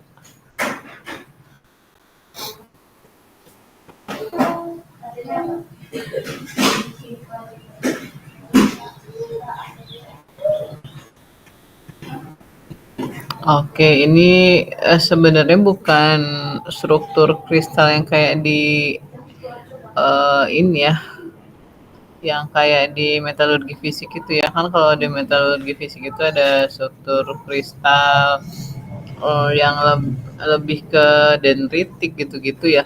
Ini sih senyawanya sih ini sebenarnya. Bisa dilihat awal senyawanya seperti apa, kemudian setelah di bleaching, di residunya ada perubahan terhadap senyawa tersebut, ya enggak? Iya, Bu. Ya, coba nanti kamu bahas, perhatikan lebih dalam lagi ya, Abdul ya. Jadi sebenarnya kalau kita review paper, kita nggak bisa bilang, "Oh iya saya nggak tahu karena itu urusannya yang neliti," bukan gitu jawabannya. Kita harus tahu ketika kita review paper itu apa sih yang dilakukan peneliti, makanya kita review gitu ya Abdul ya. Iya, Bu. Mohon maaf, Bu. Mau ada pertanyaan lagi Rafiki, nanti kamu bisa lihat ya di pembahasannya dia pasti cerita nih, kenapa sih kayak saya tadi kan ketika saya bandingin, jadi kalau kita mau lihat mineralogi biji itu, kalau di sini kan bukan biji ya, mineralogi atau kalau kita pakai biji, kita bandingin ya awal sama akhirnya seperti apa gitu kan. Nah ini berhubung ini bukan sampel biji, jadi ini ada material ya. Material itu kan dia juga punya struktur ya, senyawa ya. Jadi bedanya senyawa sama paduan itu kalau kamu lihat paduan dia tuh nggak ada bentuknya kayak gini ya, nggak ada rumus kimia kayak gitu ya. Kalau itu paduan, kalau orang medfis itu nggak ada ya rumus kimianya atau ada? Gimana yang belajar medfis?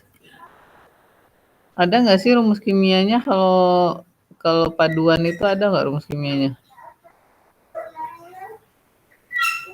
Setahu saya nggak ada, Bu. Lebih kayak penomoran aja sih, Bu. Iya, kalau ketika dalam medfis itu paduan itu dia nggak punya rumus kimia ya. Paduan itu dia cuma nulis misalnya paduan ferronikel, dia cuma nulis FeNi gitu ya. Nggak ada Fe2Ni3 atau apa, nggak ada ya. Karena dia paduan itu nggak membentuk senyawa, jadi bedanya paduan sama senyawa itu ya. Sedangkan kalau misalnya ini dia ada senyawanya nih. Dia membentuk suatu senyawa yang ketika dia bikin baterai itu ada senyawanya yang terbentuk di dalam baterai tersebut. Jadi bukan paduan lithium nikel, tapi memang dia menciptakan suatu senyawa yang ada di dalam baterai tersebut. Ketika dilakukan proses bioleaching, senyawanya mengalami perubahan. Jadi mungkin terhadap senyawa tersebut ada sesuatu yang dilakukan bakteri sehingga ada perubahan dari senyawa tersebut. Kalau misalnya medfis itu kan orang melakukan treatment ya, treatment terhadap paduan gitu ya, nanti berubah struktur kristalnya, misalnya dari dendritik jadi apalah gitu ya, berubah ukuran butirannya, berubah apanya, banyaklah yang berubah ya, saya juga udah nggak ingat.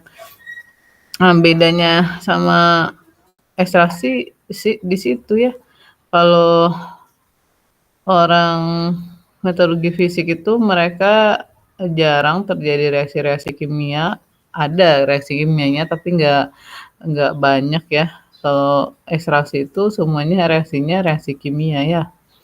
Hampir semua seperti itu ya Abdul ya. Iya, Bu.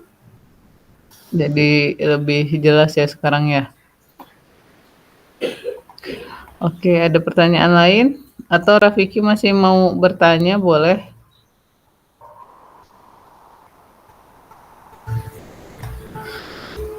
Oke, ada pertanyaan yang lain? Izin bertanya, Abdul,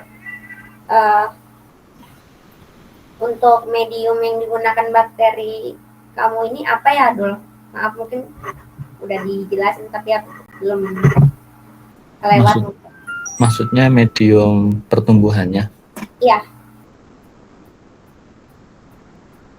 Untuk kalau di artikel ini tuh untuk penjelasan medium pertumbuhannya, terus metode penumbuhannya sama cara perkembangbiakannya itu nggak dicantumin, tapi dia itu langsung membahas kalau ada menggunakan bakteri ini dan kemudian langsung diujikan ke sampelnya gitu.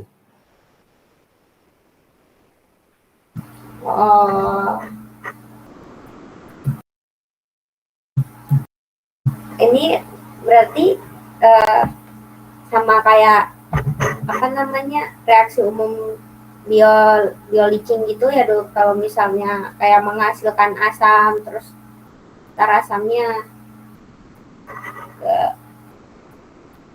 kayak gitu, keli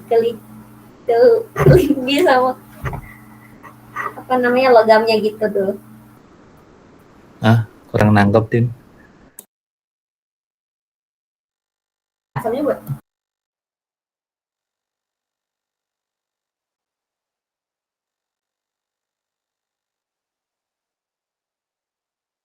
mungkin bisa diulangi, Din.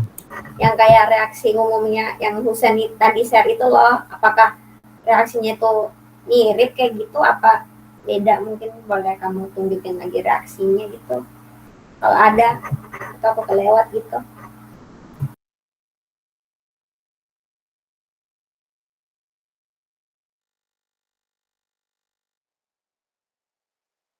Mungkin untuk reaksi yang kimia yang ada itu hanya ini yang menjelaskan kalau dengan penambahan FeS2 itu digunain untuk sumber energi pertumbuhan dari mikroorganismenya, dan FeS2 juga berperan sebagai reduksi untuk logam-logam beratnya. Reaksi yang tertulis hanya ini sih, aktivitas dari Fe2+. Permisi Dul, apakah bisa reaksinya di zoom lagi Dul? Wait. Sudah terlihat? Sudah, terima kasih. Ini aja sih, Dinda.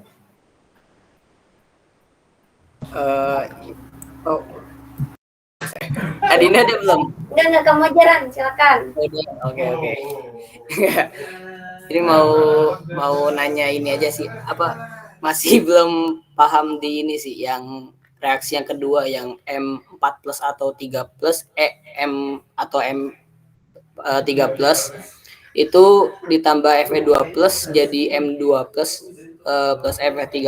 Nah, kalau misalnya yang saya lihat di kayak di jurnal-jurnal kayak teman-teman yang lain gitu, terus di yang saya dapat juga biasanya tuh kan dari biasanya malah menghasilkan Fe3+ nih yang kayak di reaksi pertama, terus dari reaksi pertama itu dia bakal mengoksidasi si M-nya. Jadi Fe tuh jadi menghasilkan Fe2+, terus M-nya yang teroksidasi yang jadi naik gitu pangkatnya itu. Nah, di sini kayak masih bingung aja, kayak di sini kan nggak ada tambahan kayak asam ataupun yang lain. Di sini kayak cuman ada M4+ ditambah Fe2+.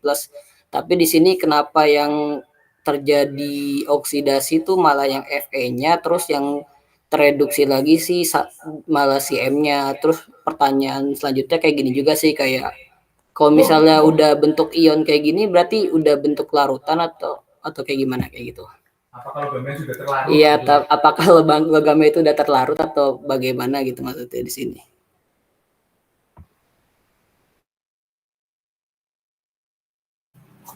Izin menjawab ya, Randi. Kalau berdasarkan reaksi ini kan awalnya itu kan si baterai ini kan mengandung beberapa logam kayak Ni, CO, Mn. Nah, logam-logam ini kan dianggap sebagai penghambat untuk penghambat mikroorganisme untuk berkembang atau melindih.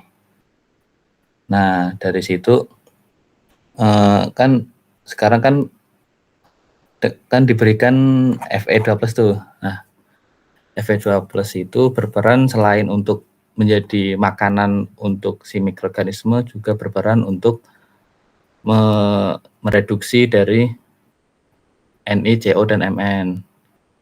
Dan reaksi yang nomor 2 itu kan jelas kalau M di sini tuh metalnya itu yang terdiri dari Mn, CO, dan Ni itu tereduksi sama Fe2+ dulu, dan akhirnya hasil reduksi itu menjadikan Fe2+ berubah menjadi Fe3+.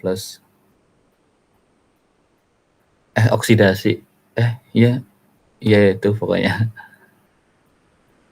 Pokoknya dalam metal tersebut tuh yang terdiri dari 3 logam inti ini tereduksi sama Fe2+, sehingga outputnya itu terbentuk Fe3+. Seperti itu. Dan untuk bentuk materialnya itu, kalau sepahaman yang saya baca, materialnya liquid, tapi tingkat kepadatannya itu cukup tinggi, 10 gram per liter, seperti itu. Izin masuk dulu. Tadi kan maksudnya apa tadi, liquid tapi memiliki kepadatan tinggi. Kayak solid solution gitu apa? Iya, seperti itu. Oke. Coba lihat lagi senyawa awalnya, Abdul, yang SRD tadi.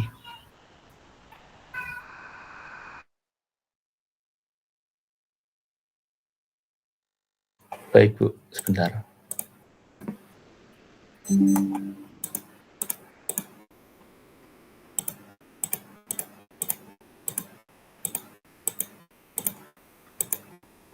Mundur. Ini, Bu. Ya, coba gedein senyawanya, coba lihat senyawanya yang atas. Atau kamu buka di papernya deh, agak pecah yang ini. Baik, Bu.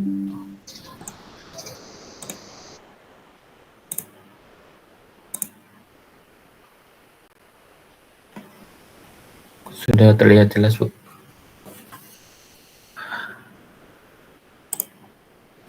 Oke, coba digedein dulu.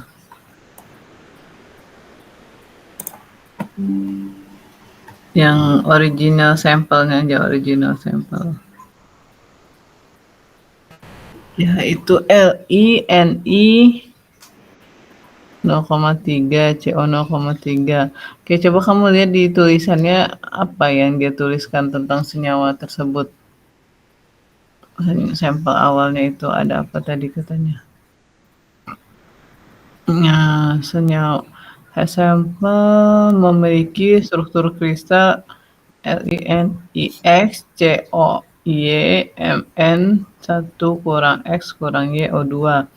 Nah, ini emang sepertinya kalau menurut pandangan saya, dia memang baterai litium ini itu dibuat senyawanya memang seperti ini ya.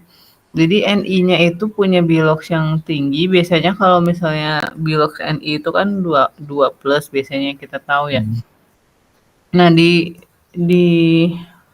baterai ini nikel, kobalt, Mn itu dia punya bilox yang tinggi sampai 3+ sama 4+ ya tadi ya. Nah, dan ternyata dengan adanya pirit, dia bisa nurunin biloxnya nikel sama kobalnya. Sepertinya cerita dari reaksi tadi itu seperti itu. Iya nggak sih? Gimana menurut pendapat kalian? Kita diskusi ya, soalnya saya belum tentu benar. Saya juga nggak tahu ini cerita orang bikin papernya, juga belum baca clear. Coba kamu keluarin lagi reaksinya dari sini aja, dari papernya aja. Baik, Bu.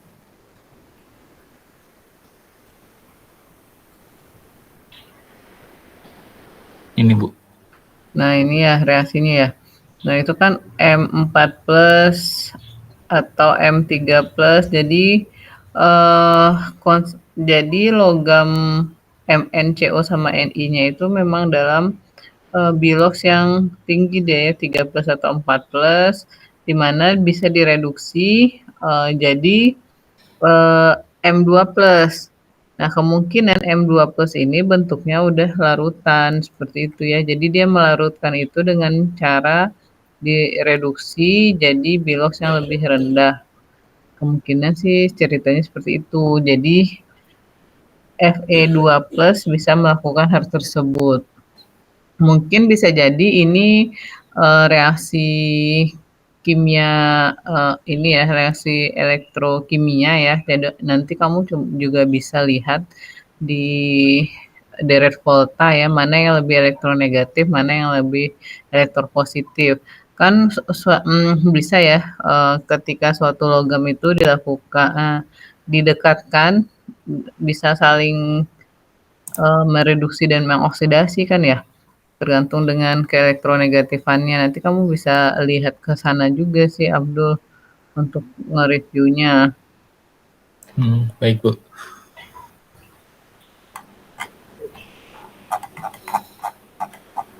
Menarik sih ini. Nanti di-share juga aja ya. Jadi nanti kalian bikin PPT-nya benerin lagi, bagi yang mau benerin habis UTS juga nggak apa-apa sih, yang penting maksimal. Setelah itu dibikin videonya itu ya, bikin videonya, kemudian papernya juga dikumpulin kayak gitu ya. Oke, ada yang mau kasih pendapat lagi atau lainnya?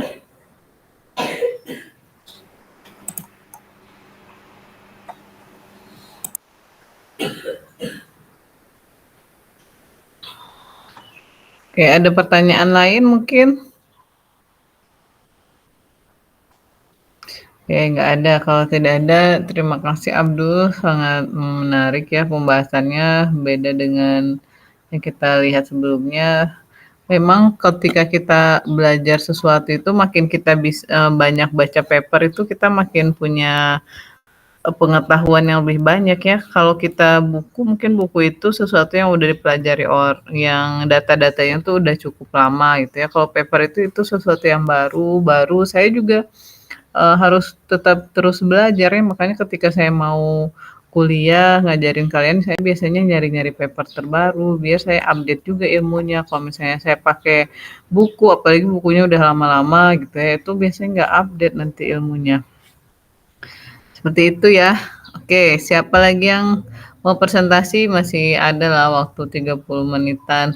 Yang perempuan nih sekarang, siapa yang kira-kira mau? Terima kasih Abdul. Sebelumnya izin nanya dikit, tuh. Oh iya, boleh. Kira-kira kenapa sih Bu nikel itu bisa menjadi efek toksitas dari mikrobanya ini? Oke, memang ada beberapa mikroba itu dia rentan terhadap suatu senyawa tertentu. Bisa jadi mikroba yang kayak manusia ya. Ada yang manusia itu baik-baik saja ketika dia makan ikan laut. Tapi ada yang dia tuh sensitif sama ikan laut, dia langsung bentol-bentol segala macam. Mikroba itu juga kayak gitu, ada yang dia rentan terhadap suatu senyawa, suatu unsur, ada yang enggak. Jadi kayak gitu aja sih biasanya. Dan biasanya itu ketika kita menggunakan mikroba tertentu biasanya nanti kelihatan, oh ini sifat-sifatnya. Nah sifat-sifat tersebutlah yang kemudian sama peneliti dikumpulin, jadiin suatu data-data tertentu untuk kemudian diaplikasikan lebih lanjut untuk pengetahuan berikutnya. Jadi ada improvement yang bisa diperoleh dari hal-hal tersebut, dari penelitian-penelitian tersebut. Kayak gitu Abdul. Bisa jadi Abdul ketemu mikroba nanti ceritanya lain lagi, dia dia tahan terhadap nikel tapi misalnya nggak tahan terhadap arsenik. Tapi ada mungkin yang dia malah suka sama arsenik dan dipakai untuk misalnya mengumpulkan logam arsenik kayak gitu-gitu.